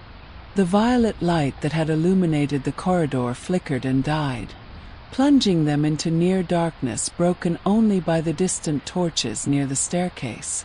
Geralt herded the children up the spiral stairs, prepared for whatever reception might await them in the Baron's study. But as they emerged through the hidden door, they found the room empty, the 3 men gone, the architectural plans removed from the table. Only the dying fire and half-empty wine glasses indicated they had been there at all. "Damnation!" Geralt muttered. He should have anticipated this, that the offer to release the children was merely a diversion to allow the Brotherhood members to escape with their most valuable research. No time to pursue them now. The explosion, however contained, would have alerted the manor's guards. Getting the children to safety took priority over vengeance or even justice. Geralt moved to the study's main door, listening intently for movement in the corridor beyond. Hearing nothing immediate, he turned to the wide-eyed children. "We're leaving through the window," he decided, moving to the large casement that overlooked the manor's gardens. "It's a short drop to a balcony, then down to the grounds. Stay together and follow my lead." He opened the window, helped each child through onto the small balcony beyond, then led them in a controlled descent using decorative stonework as handholds. Once on the ground, Geralt guided them through the gardens toward the eastern wall where he had entered, avoiding guard patrols with a witcher's preternatural awareness of his surroundings. The repaired section of wall provided their exit point, Geralt lifting each child to the top before following them over and down into the forest beyond. They moved quickly into the deeper woods, putting distance between themselves and the estate before any alarm could be raised. Only when they were safely beyond immediate pursuit did Geralt pause, allowing the children to rest in a small clearing sheltered by ancient oaks. They huddled together instinctively, their altered eyes gleaming in the moonlight, watching him with a combination of fear, hope, and something else. Recognition, perhaps, of a shared experience no words could adequately convey. "Where are you taking us?" asked a small girl, her white blonde hair cropped short against her skull, revealing a lattice of fresh scars. "To people who can help you," Geralt replied. "Druids who understand what's been done to you and might be able to ease the changes." "Will we die?" another child asked bluntly. "We heard the guards talking. They said most don't survive the final stage." Geralt considered lying, offering false comfort. But these children had already endured too many lies. "What's been done cannot be fully undone," he said honestly. "But the process is incomplete. The Druids have healing knowledge beyond most conventional medicine. Your chances are good." This seemed to satisfy them, or at least quell their immediate fears. Geralt allowed them another few minutes of rest before urging them onward. They needed to reach the Druid's sanctuary before dawn, before the Baron and his Brotherhood associates could organize a pursuit. The journey through the night forest was arduous for children already weakened by their ordeal, but they showed remarkable resilience. Another side effect of the early-stage mutations, enhancing their endurance beyond normal human limits. They moved in eerie silence, following Geralt's instructions without complaint or question, their behavior reflecting the unnatural discipline that had been forced upon them during their captivity. Dawn was breaking as they finally approached the ruined elven temple that housed the Druid sanctuary. Lyra must have been watching for them, for she emerged from the forest to meet them before they reached the clearing, several other Druids at her side. "You succeeded," she observed, eyes moving over the 7 children with a mixture of relief and sorrow. "But I see they've already begun the transformations. Can you help them?" Geralt asked without preamble. Lyra knelt before the children, examining their eyes, the incisions at their throats and temples, her fingers gently probing for other signs of mutation. Finally she nodded.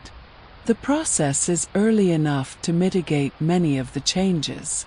They won't be as they were before, but neither will they become unstable." She glanced up at Geralt. "The Baron escaped along with his Brotherhood associates. They know I've discovered their operation. They'll have abandoned the estate by now, taking their research elsewhere." Lyra's expression hardened. "Then our work is not finished. The Brotherhood must be stopped completely, or they'll simply establish another facility, take more children." "My priority was saving these children," Geralt replied. "The Brotherhood can be dealt with later."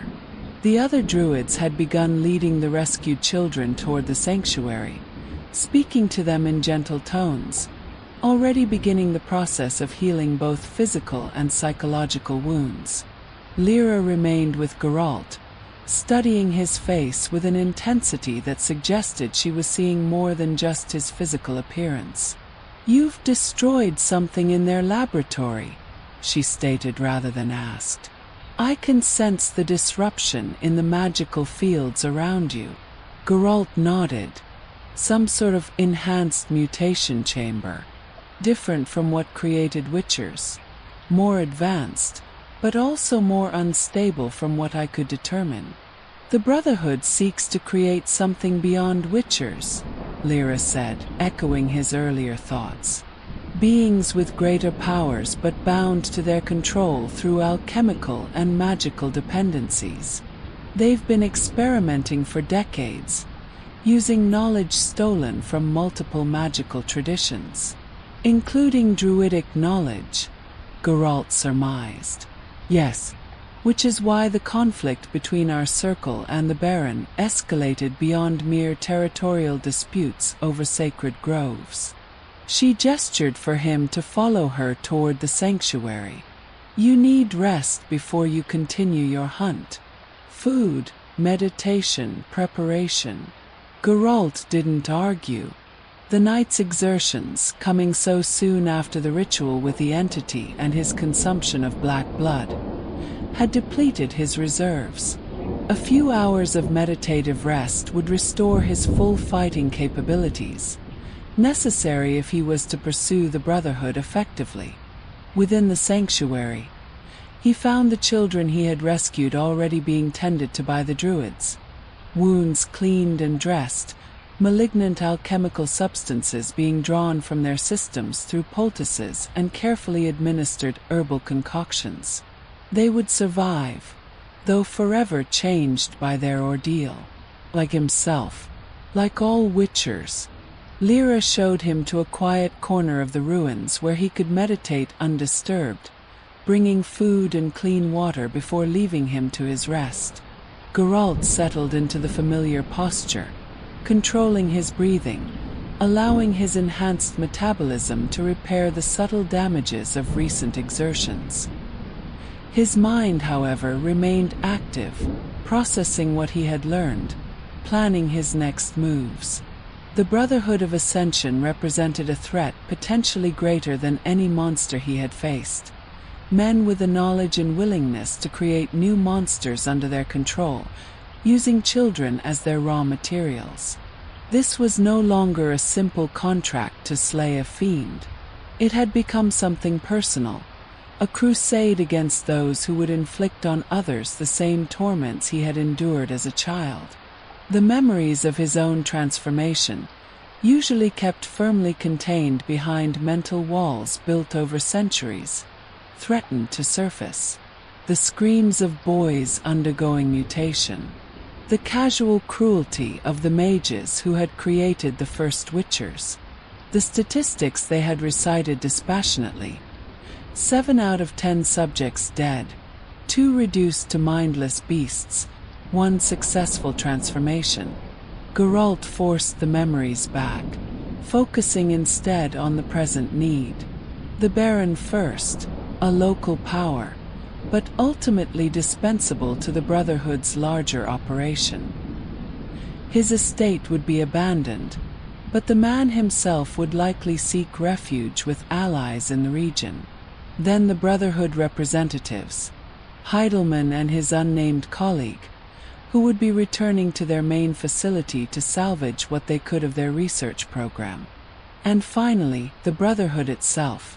A task too large for one Witcher alone, perhaps, but one he could at least begin by gathering information, identifying key members and locations. A sound pulled him from his strategizing, light footsteps approaching his secluded corner. Geralt opened his eyes to find Melina, the herbwoman's daughter, standing before him, watching him with a solemn intensity that seemed common to all magically gifted children. "The others say you saved them from the bad doctors," she said without preamble. "That you're taking me home to my mother." "Yes," Geralt replied simply. "When I've finished my business with the Baron." The girl nodded, apparently satisfied with this answer. "Lyra says you're hunting monsters. Not like the fiend in the mountain, but human monsters." "Something like that. I can help," Melina said with the absolute confidence of childhood. "I can see things others can't. Like your light, it's getting stronger after the ritual. You took something from the entity, didn't you? Not on purpose, but it happened." Geralt's brow furrowed slightly. He had felt different since the ritual. His senses somehow sharper. His connection to the medallion's warnings more intuitive.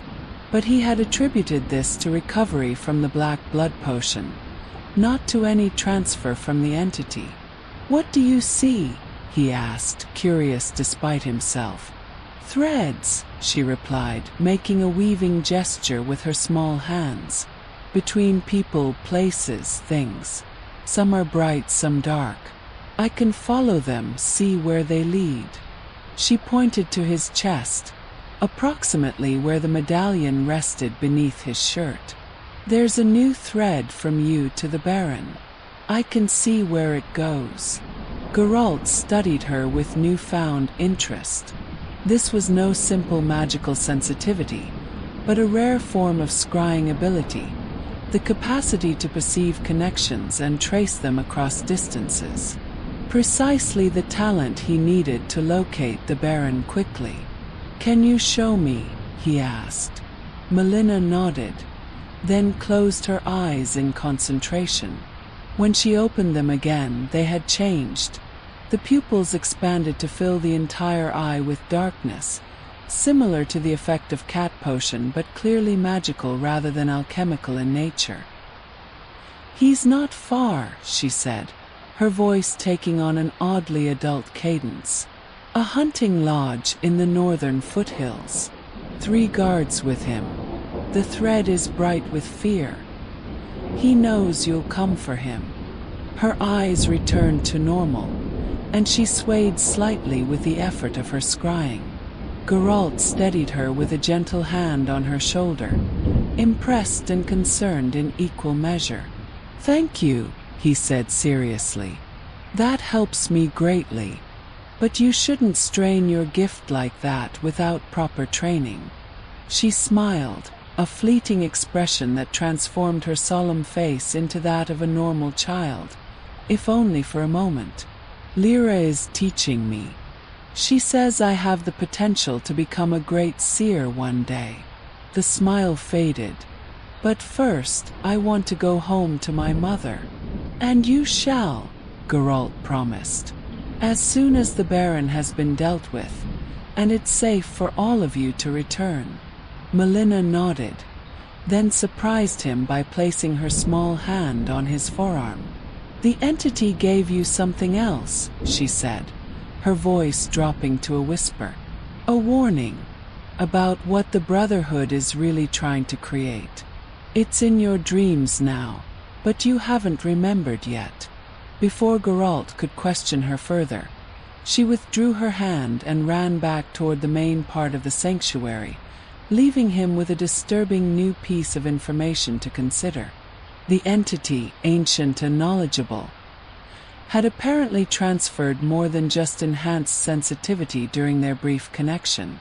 Some vital information lay buried in his subconscious, accessible perhaps through the deeper meditative states Witchers could achieve.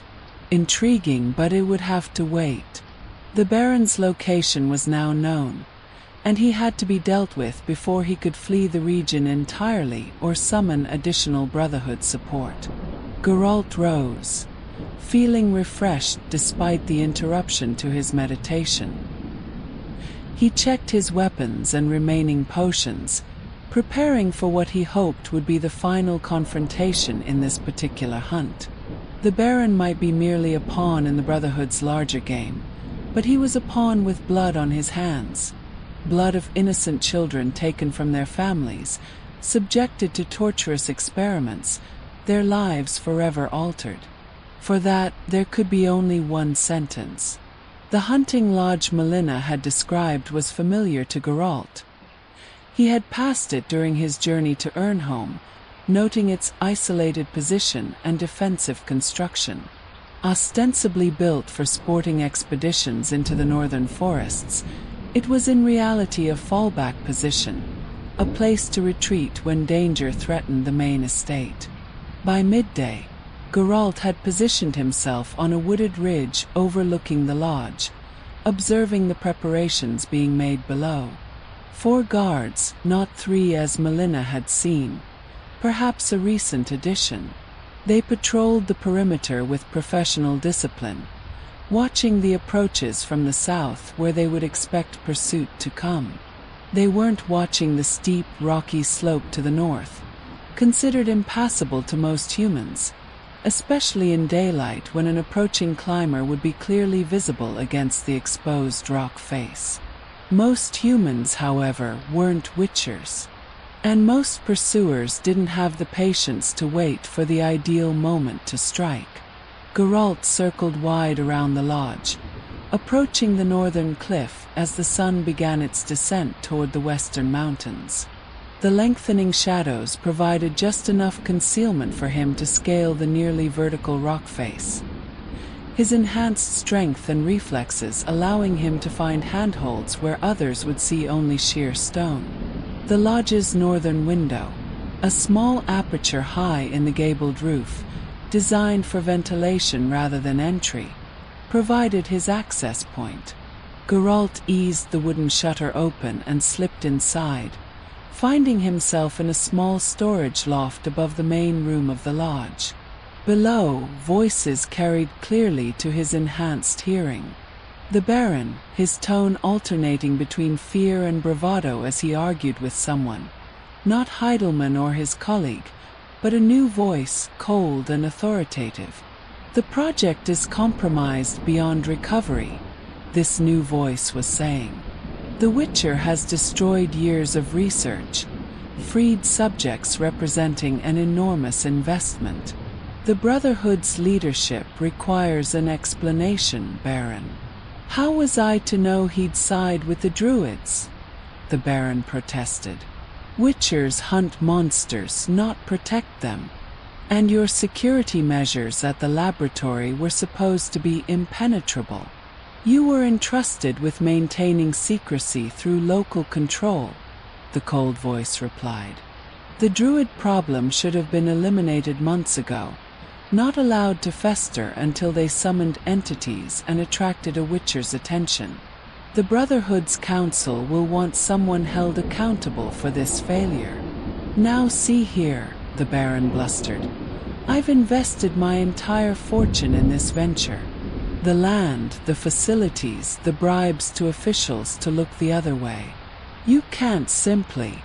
Your financial contributions are noted, interrupted the cold voice, but ultimately insignificant compared to the setback this represents. The Ascension project was approaching a critical breakthrough. Now we must relocate, rebuild, and recalibrate our experiments with new subjects. Geralt moved carefully across the wooden beams of the loft, positioning himself directly above the main room where the conversation took place.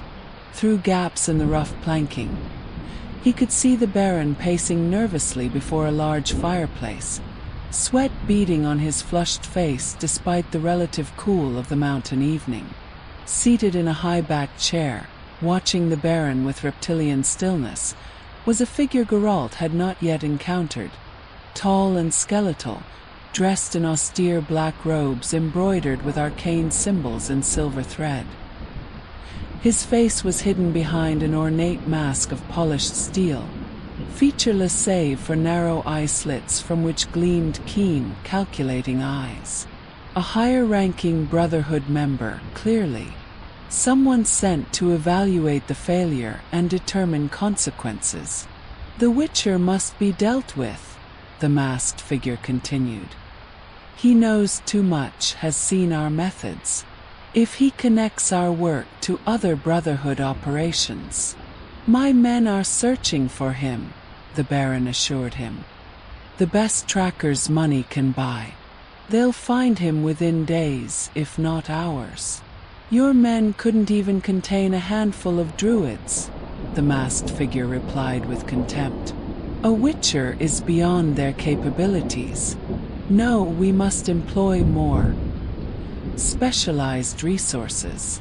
The figure reached into the folds of his robe, extracting a small crystalline vial containing a swirling liquid that glowed with an unnatural purple light, similar to the apparatus Gheralt had destroyed in the laboratory. This contains the essence distilled from our most successful subject to date, the masked man explained, holding the vial up to the firelight. A child from Cover who survived all 3 phases of the Ascension process. Unfortunately, the subject themselves proved unstable, but their essence remains potent. The Baron took an involuntary step backward. What exactly are you proposing? A hunter equal to our prey. The masked figure rose with fluid grace. The essence, properly deployed, can temporarily create a being with abilities beyond even a witcher's. A short-lived weapon, but effective. Geralt had heard enough. This essence represented an abomination, the extracted life force of a child tortured through experimental mutations until something valuable could be harvested from their suffering. And they intended to create more such monstrosities to hunt him. He drew his steel sword silently, positioning himself directly above the masked Brotherhood member. Timing would be crucial. The figure radiated magical energy strong enough to make Geralt's medallion vibrate against his chest, suggesting significant defensive capabilities. The Baron's eyes suddenly widened, flicking upward toward the loft. Whether he'd heard a sound or simply sensed the predator above, Geralt couldn't determine. But the element of surprise was lost. "Above you!" the Baron cried. Gheralt launched himself downward as the masked figure spun, the vial disappearing back into the folds of his robe as his hands rose, already weaving a defensive spell.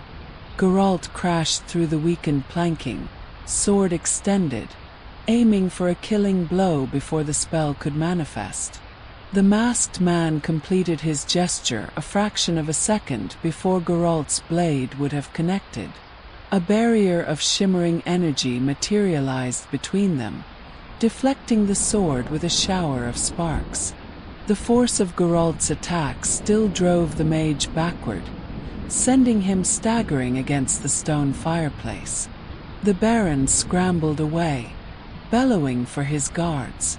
Outside, shouts and the pounding of boots indicated they were already responding. Geralt landed in a crouch, immediately rolling sideways as a bolt of crackling energy shot from the mage's outstretched hand, blasting a smoking hole in the wooden floor where he had been an instant before. His enhanced reflexes barely saved him from a second attack that followed instantly. Not lightning this time, but a wave of force that shattered furniture as it swept across the room. "Gheralt of Rivia," the masked figure intoned, his voice unchanged despite the sudden combat. "The famous White Wolf. The Brotherhood has studied your kind extensively.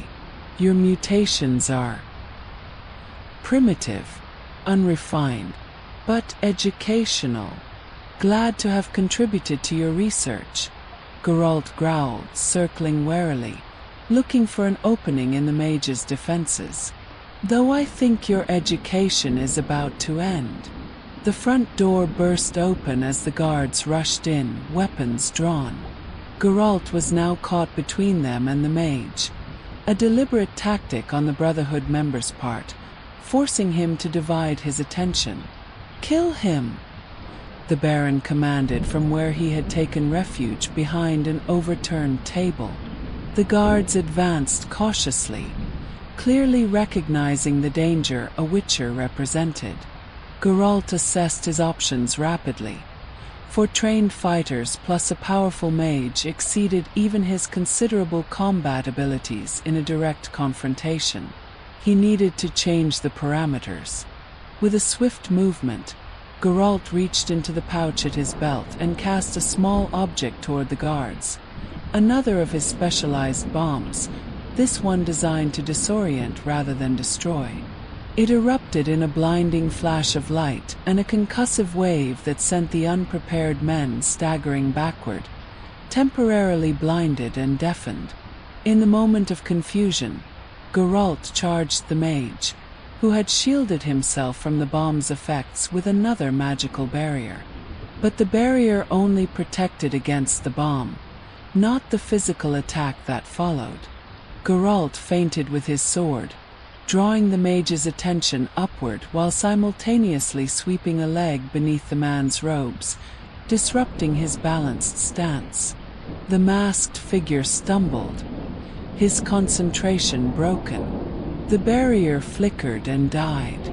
Geralt pressed his advantage, driving forward with inhuman speed, his blade slicing through the elaborate robes to find flesh beneath. The mage hissed in pain but didn't fall. Instead, he clutched at the crystalline vial, now extracted from his robes, and smashed it against his own chest. The glowing purple liquid splashed across his torso, immediately soaking through the fabric to the skin beneath. A terrible transformation began. The mage's body contorted, growing taller, broader, his limbs elongating as muscles bulged beneath his robes. The steel mask seemed to melt into his face, becoming a part of his flesh rather than a covering. From his back erupted protrusions like vestigial wings, bony and partially furred. "You see the future," the mage's voice had deepened, taking on harmonics impossible for a human throat to produce. "What the Brotherhood will achieve. What humanity will become." The guards had recovered enough to rejoin the fight, but they hesitated at the sight of their allies' monstrous transformation. The Baron cowered behind his inadequate shelter, eyes wide with terror at the entity he had helped create through his complicity. Geralt faced the transformed mage with grim determination. The creature before him was something new. Not a classical monster from the bestiary of his training, but a hybrid of human intellect and alchemically enhanced power. Its movements were unnaturally fast as it lunged for him, clawed hands extending from the tattered sleeves of its robes. Years of experience against countless foes guided Geralt's response. He sidestepped the direct charge, his silver sword, drawn in a fluid motion to replace the steel, slicing across the creature's extended arm.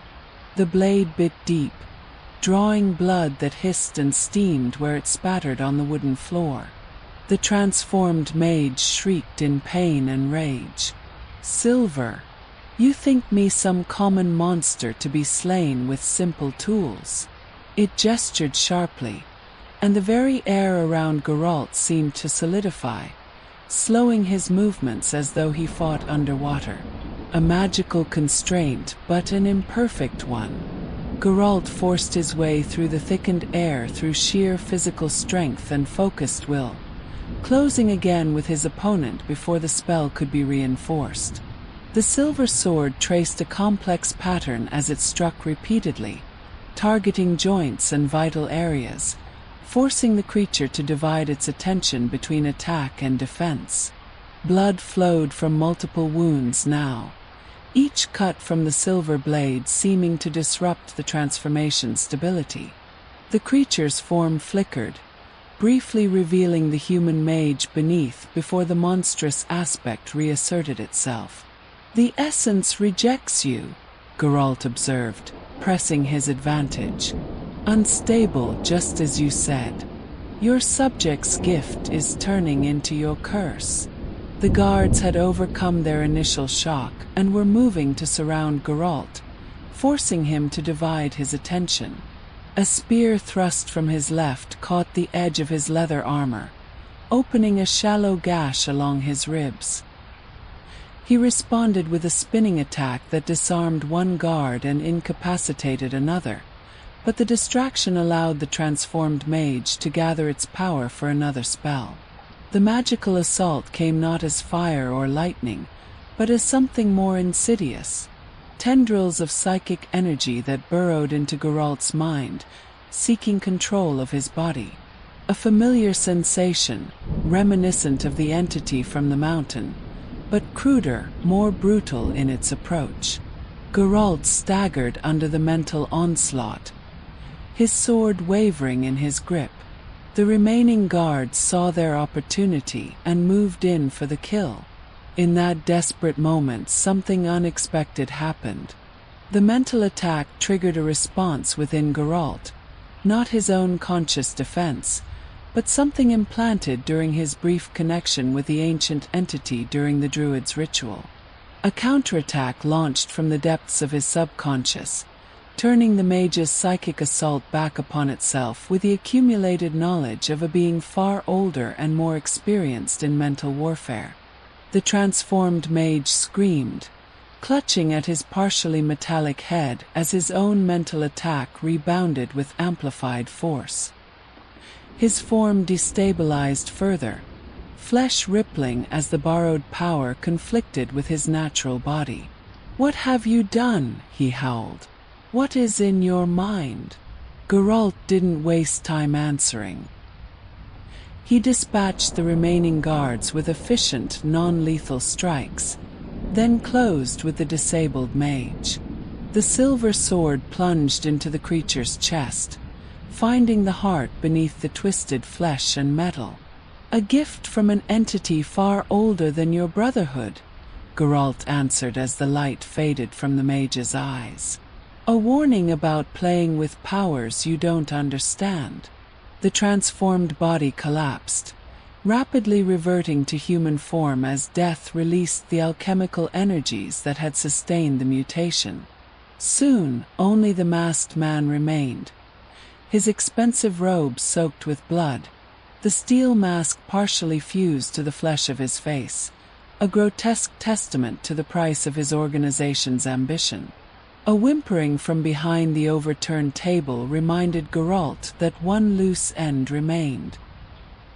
He turned to find the Baron attempting to crawl toward a side door, abandoning dignity in his desperation to escape. Geralt's boot came down firmly on the man's back, pinning him to the floor.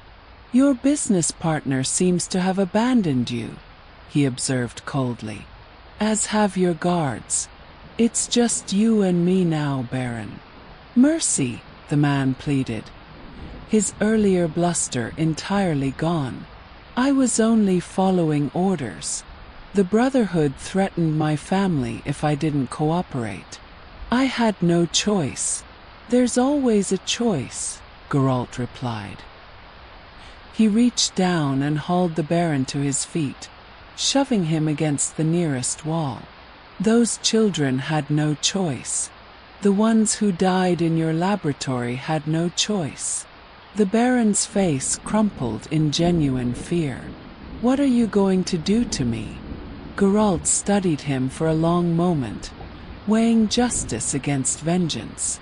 The easy path would be to kill him here, end his complicity in the Brotherhood's atrocities with a single stroke of his sword. But a dead Baron couldn't testify against his co-conspirators, couldn't provide the information needed to dismantle more of the Brotherhood's operations. "You're going to face justice," Geralt decided.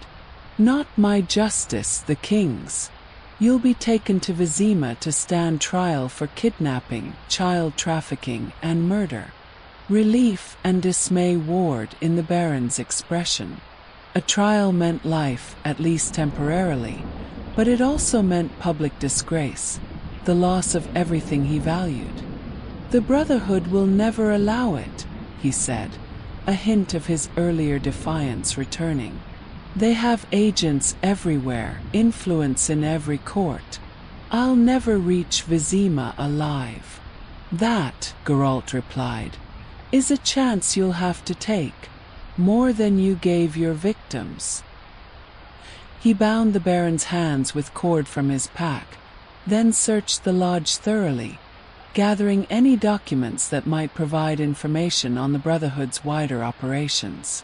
In a locked chest in the Baron's sleeping quarters, he found a ledger detailing payments, dates of acquisitions, and destinations for shipments, clinical terminology for the trafficking of children with magical potential. By the time Geralt had completed his search, night had fallen fully. He led his prisoner outside, where the Baron's horse still waited in a small stable beside the lodge. The animal shied nervously at Geralt's approach, sensing his inhuman nature, but eventually submitted to being saddled. "You're returning to Ernholm tonight," Geralt informed the Baron as he secured him to the saddle. "There, you'll face the families of the children you've stolen before being transported to Vizima." The journey back to the village was conducted in tense silence, the Baron occasionally attempting to bargain for leniency, offering wealth, land, influence, all the things a Witcher had no use for. Geralt ignored these overtures, his mind already turning to the broader threat represented by the Brotherhood of Ascension. The documents he had discovered suggested operations in at least 3 kingdoms, with protected facilities like the one beneath the Baron's estate serving as both laboratories and training centers. Their goal appeared to be the creation of enhanced beings loyal to the Brotherhood, weapons in human form, more powerful than Witchers but without the independence that made Witchers unreliable tools for political powers. It was an ambitious vision and a horrifying one, a vision that could not be destroyed in a single night, with a single confrontation. This, Geralt realized, would become a longer quest, perhaps one to occupy the coming months or even years. A purpose beyond the simple hunting of monsters for coin. Dawn was breaking as they approached Ernholm. The village appeared changed somehow, villagers moving about with purpose rather than fear. The cloud of suspicion and dread lifted now that the supposed fiend no longer threatened from the mountain slopes. Their arrival caused an immediate stir. People emerged from homes and shops to stare as Geralt led the Baron's horse down the main street toward the village square.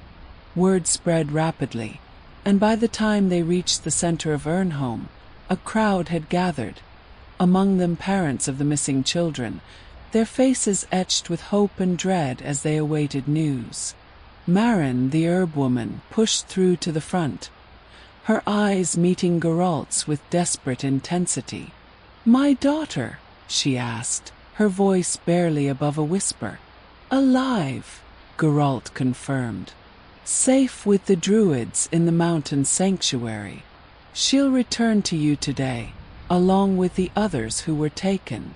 The relief that swept through the crowd was palpable, turning quickly to fury as attention shifted to the Baron, a man many had respected, even admired, now revealed as the architect of their suffering. "This man," Geralt announced, his voice carrying across the square, "has conducted a secret operation from his estate, abducting children with magical potential to be sold to an organization known as the Brotherhood of Ascension.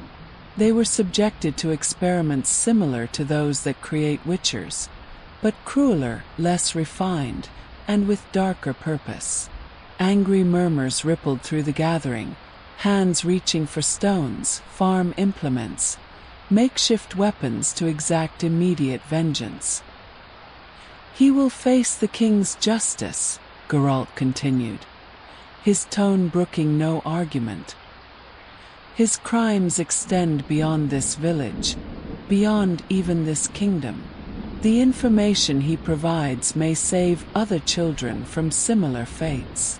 The villagers subsided reluctantly, though the hatred in their eyes promised that the Baron would face a different kind of judgment in the court of public opinion. His name and reputation destroyed forever, regardless of the legal outcome. The tavern keeper stepped forward, surprisingly authoritative in the absence of the Baron's leadership. "We'll hold him securely until the king's men can be summoned," he promised. "And the children, when will they return?" "Today," Geralt repeated. "I'll bring them myself, along with the druids who've been caring for them, both the recently taken and those rescued from the Baron's laboratory beneath his estate." This announcement caused another stir. Parents who had long given up hope suddenly faced with the prospect of reunions they had never expected. Tears flowed freely, thanks directed toward Geralt with an intensity that made him uncomfortable. Witchers were accustomed to completing contracts efficiently, collecting their payment, and moving on, not to being hailed as saviors or heroes. As the Baron was led away under heavy guard to be confined in the village's small jail, Marin approached Geralt privately. "My daughter," she said, voice trembling slightly. "You said she's safe, but is she changed? The others who were taken from the Baron's laboratory, you said they were experimented upon." Geralt considered his answer carefully. "Melina was never in the laboratory," he explained. "She was rescued by the druids before the Baron's men could deliver her to the Brotherhood. She's unchanged physically, though the experience has left its mark in other ways." Relief softened Marin's features. "And her gift, her ability to speak with animals, to see things others cannot. Growing stronger under the druid's guidance," Geralt confirmed. "She helped me locate the Baron with her abilities. As special, Marin, more so than even you realized." The herb woman nodded slowly, pride mingling with concern in her expression. "Will they come for her again? These Brotherhood people?" "Not if I can help it," Geralt promised. "But she'll need protection, training to control her gifts. The druids can help with that. Visits to their sanctuary, perhaps, or one of them remaining here in the village as her teacher." These practical arrangements were discussed as Geralt prepared to return to the mountain, to bring the children home and fulfill his promise. The village would adapt, heal from the wounds inflicted by the Baron's treachery. New leaders would emerge, perhaps better ones, more connected to the old ways that honored the balance between human needs and the forest's ancient power. The journey back to the Druid sanctuary was lighter somehow, unburdened by the urgency that had driven him previously. The forest itself seemed more welcoming, the birdsong sweeter, the dappled sunlight warmer as it filtered through the canopy. Lyra met him at the sanctuary's edge, already organizing the children for their return journey. Their faces glowed with excitement and apprehension, joy at the prospect of reuniting with families, fear of how they might be received after their ordeal. "The Baron?" she asked without preamble. "Imprisoned in Ernholm, awaiting transport to Vizima for trial," Geralt replied. "The Brotherhood member who came to extract him is dead. I've recovered documents detailing some of their operations, enough to begin dismantling their network." Lyra nodded in satisfaction. "And Caldwell? Recovering well?" came the old druid's voice as he emerged from the temple ruins, leaning on a staff but otherwise appearing remarkably improved from their last encounter. "My strength returns with each day free from the entity's influence." The phylactery containing the bound entity hung from Caldwell's belt, its glow muted now, stabilized by additional druidic enchantments. "We've prepared a proper binding site in the heart of the sacred grove," the old man explained, noticing Geralt's glance toward the container. "Once strong enough, I'll complete the final ritual to secure it as guardian rather than destroyer." Geralt accepted this with a nod. The entity, properly bound, could indeed serve as protector of the mountain forests, preventing future encroachment by those who would exploit the land and its people. A fitting resolution to the cycle of violence that had begun with the Baron's logging operations. The children were assembled now, small packs containing their few possessions slung over shoulders, expressions ranging from excitement to nervous anticipation. Among them were the 7 rescued from the Baron's laboratory, still bearing the physical signs of their partial mutations, but stabilized by the Druid's treatments, no longer in danger of deteriorating as the Brotherhood's unfinished work took its course. "They'll need continuing care," Lyra reminded Geralt, nodding toward these 7. "And understanding from their families. The changes cannot be reversed entirely."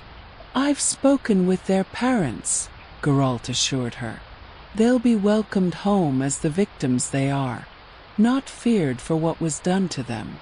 The procession set off toward Ernholm, druids and children walking in loose formation, Geralt and Lyra at the front, Caldwell remaining behind to continue his recovery. As they approached the village, they could see the gathered crowd waiting at the edge of the settlement, parents straining for the first glimpse of children they had feared lost forever. The reunions that followed were bittersweet, joy tempered by the realization of what had been endured, what had been irrevocably changed.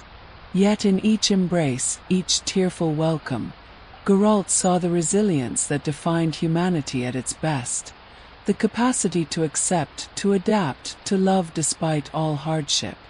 Melina's reunion with Marin was particularly moving, the child running the final distance to throw herself into her mother's arms, both dissolving into tears as they clung to each other. Lyra approached them after the initial emotion had subsided, explaining the arrangements for Melina's continued training, the importance of developing her gift safely. Marin listened with the serious attention of a mother determined to do right by her daughter, no matter what that entailed. The 7 from the laboratory faced more complicated homecomings. Their physical changes, the cat-like eyes, the unnatural pallor, the enhanced reflexes, elicited gasps of shock, even fear from some. But to Geralt's silent approval, Each family overcame their initial reaction to embrace their returned children, to assert through action that blood and love mattered more than appearance or unwilling transformation. As the day progressed into evening, the village's mood transformed from the solemn relief of reunion to something approaching celebration. Tables were dragged into the square, food and drink shared communally as the story of the Baron's crimes and downfall spread, elaborated with each retelling until he had become almost mythologically villainous. A necessary simplification, perhaps, for a community processing collective trauma. Geralt remained apart from the celebration, watching from the shadows, uncomfortable with the occasional toast raised in his name, the glances of gratitude directed his way. This was not how contracts typically ended, with joy and renewal rather than simple payment and departure. Lyra found him at the edge of the gathering, offering a cup of something stronger than the ale being shared among the villagers. "Not joining the festivities?" she asked, though she clearly knew the answer. Geralt accepted the drink with a nod of thanks. "Not my place," he replied simply. "You gave them back their children," Lyra pointed out. "In their eyes, that makes you part of this community, at least for tonight. Until the next monster appears," Geralt countered. "Then I'll be the mutant, the outsider again. That's the way of things." Lyra didn't argue the point. She had lived long enough to understand the fickle nature of human acceptance, how quickly gratitude could turn to fear when circumstances changed. "What will you do now?" she asked instead. "The contract is fulfilled, technically. The fiend no longer threatens the village."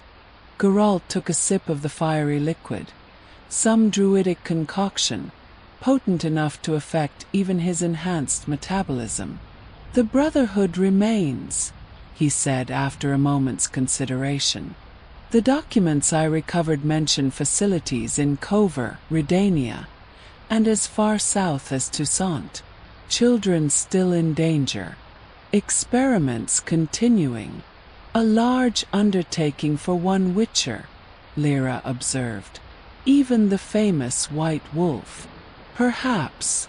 Geralt's gaze drifted to where the 7 partially mutated children sat together, slightly apart from the main celebration, united by their shared experience in a way their families could never fully understand. "But someone must begin it. You might find allies along the way," Lyra suggested. "Our circle has connections with other druid enclaves across the continent. They could provide information, sanctuary when needed." Geralt considered this unexpected offer of alliance. Witchers traditionally worked alone, relying only on themselves and occasionally other members of their dying brotherhood. But this threat was larger than any single hunter could face. A network that spanned kingdoms, with resources and influence far beyond most monsters he had faced. "I would welcome such aid," he acknowledged finally. "Though association with a witcher brings its own dangers. As does association with druids," Lyra countered with a hint of a smile. "Perhaps that makes us natural allies against those who fear what they cannot control." Their conversation was interrupted by the approach of Melina, who had detached herself from her mother's side to seek out Geralt. The child's expression was serious beyond her years as she gazed up at him. "You're leaving," she stated rather than asked. "To hunt the others like the Baron." Geralt knelt to bring himself level with her eyes. "Yes," he confirmed, seeing no point in lying to a child with her perceptive abilities. "There are other children who need help, other men who would harm them as the Baron tried to harm you." Melina nodded solemnly. "I saw something," she said, her voice dropping to a near whisper. "When I helped you find the Baron. A place far from here, with white towers and walls of blue stone." That's where they keep the special children, the ones they've already changed. That's where you need to go first. Lyra looked startled at this specific description. The ancient elven citadel in the Kestrel Mountains, she murmured. Long abandoned, or so it was believed. A place of power, built over a convergence of magical ley lines. Geralt committed the details to memory, recognizing the value of Melina's vision. "Thank you," he said simply. "That will help me greatly." The child surprised him by stepping forward to wrap her small arms around his neck in a brief, tight hug. "Be careful," she whispered in his ear. "The entity's gift will help you, but it comes with a price. Dreams at first, then waking visions. You'll need to learn to control them, like I'm learning to control my gift." Before Geralt could question her further, she released him and darted back toward her mother, vanishing into the crowd with the quicksilver changeability of childhood. He rose slowly, troubled by her warning yet confident in his ability to handle whatever consequences came from his encounter with the ancient entity. "You'll need to prepare before facing the Brotherhood again," Lyra said, professional now, the druid speaking to a fellow practitioner rather than the woman to the man. "I can provide formulations to help shield your mind from their control attempts. Caldwell has extensive knowledge of protective sigils that can be applied to your armor and weapons." "I've handled mental attacks before," Geralt pointed out. "Not like what the Brotherhood will bring to bear once they realize you're systematically dismantling their operation," Lyra countered. "They've studied Witcher weaknesses extensively. They'll be prepared for conventional defenses." She had a point. The transformed mage at the hunting lodge had attempted psychic attacks, unlike any Geralt had previously encountered from human sorcerers. Without the unexpected assistance from the residual connection to the mountain entity, that confrontation might have ended differently. 2 days, he decided. To rest, prepare, and gather what information I can from the Baron before he's transported to Vizima. Then I head north, toward the Kestrel Mountains. Lyra nodded, satisfied with this practical approach. "I'll have everything ready by then, and I'll send word to our allies along your projected route. They'll provide what assistance they can." The celebration in the village square continued into the night, but Geralt withdrew to the tavern, seeking the quiet of his rented room to plan his next moves. The contract that had brought him to Ernholm was technically complete, yet he found himself embarking on a larger mission, one with no clear endpoint, no promised payment, only the knowledge that children suffered while the Brotherhood continued its work. Perhaps this was what he had been seeking without realizing it. A purpose beyond the endless cycle of contracts and coin, monsters slain only for new ones to take their place. A chance to address a root cause rather than merely treating symptoms. As dawn broke on his final day in Ernholm, Geralt stood at the village's edge, gazing up at the mountain where this journey had begun. The storm that had shrouded its peak for weeks was gone, revealing snow-capped majesty against a clear blue sky. Somewhere among those slopes, an ancient entity was being bound as guardian rather than destroyer. Druid magic working to restore balance disrupted by human greed and ambition. Balance. That was what his new quest would seek. Not the elimination of all that was different or powerful, but the protection of those who could not protect themselves, the preservation of choice for those with gifts that others would exploit. With that clarity of purpose, Gheralt of Rivia turned north, toward the Kestrel Mountains and the Brotherhood's hidden citadel, toward children who needed liberation, and men whose cruel ambitions required ending, toward a future where monsters wore human faces more often than bestial ones, and where the line between hunter and prey was defined not by species or origin, but by the choices each made with the power they possessed. Behind him, Ernholm awakened to its first truly peaceful day in months. Families reunited, a tyrant deposed, ancient balances beginning to restore themselves. One village saved, while countless others remained unaware of the threats gathering beyond their borders. But they had a witcher now to stand between them and those threats. A hunter who understood, perhaps better than most, what it meant to be transformed against one's will, to be viewed as both savior and monster depending on who was doing the viewing. Geralt adjusted the silver sword on his back, a symbolic gesture, unconscious but fitting. The weight of it familiar, comforting even, as he set out on this new path. Not just a tool for killing monsters now, but an instrument of justice for those who could not achieve it themselves. A wolf hunting wolves, for the protection of the flock. Prologue. The chamber deep beneath the abandoned elven citadel hummed with magical energy, crystals embedded in the ancient stone walls pulsing with rhythmic blue light. 12 robed figures stood in a circle around a central dais where a child lay unconscious. A girl of perhaps 12, her skin unnaturally pale, fine silver lines tracing patterns beneath the surface like the circuitry of some complex mechanism. "Progress report," commanded the leader. A tall figure wearing an ornate mask of gold rather than the steel of his subordinates. "Subject 17 continues to exceed expectations. High ascendant," reported one of the circle. "Cellular integration at 87%. Neural pathways restructuring as anticipated. We project Phase 3 completion within 14 days. Excellent." The High Ascendant moved closer to the unconscious child, studying the silver tracery with evident satisfaction. "And the Witcher problem? Has there been any update?" A subtle tension rippled through the assembled members. Finally, one stepped forward reluctantly. "We've lost contact with Ascendant Heidelman and the Baron. The facility in Redania has been compromised." The High Ascendant showed no visible reaction behind his golden mask. "One facility among many," he said dismissively.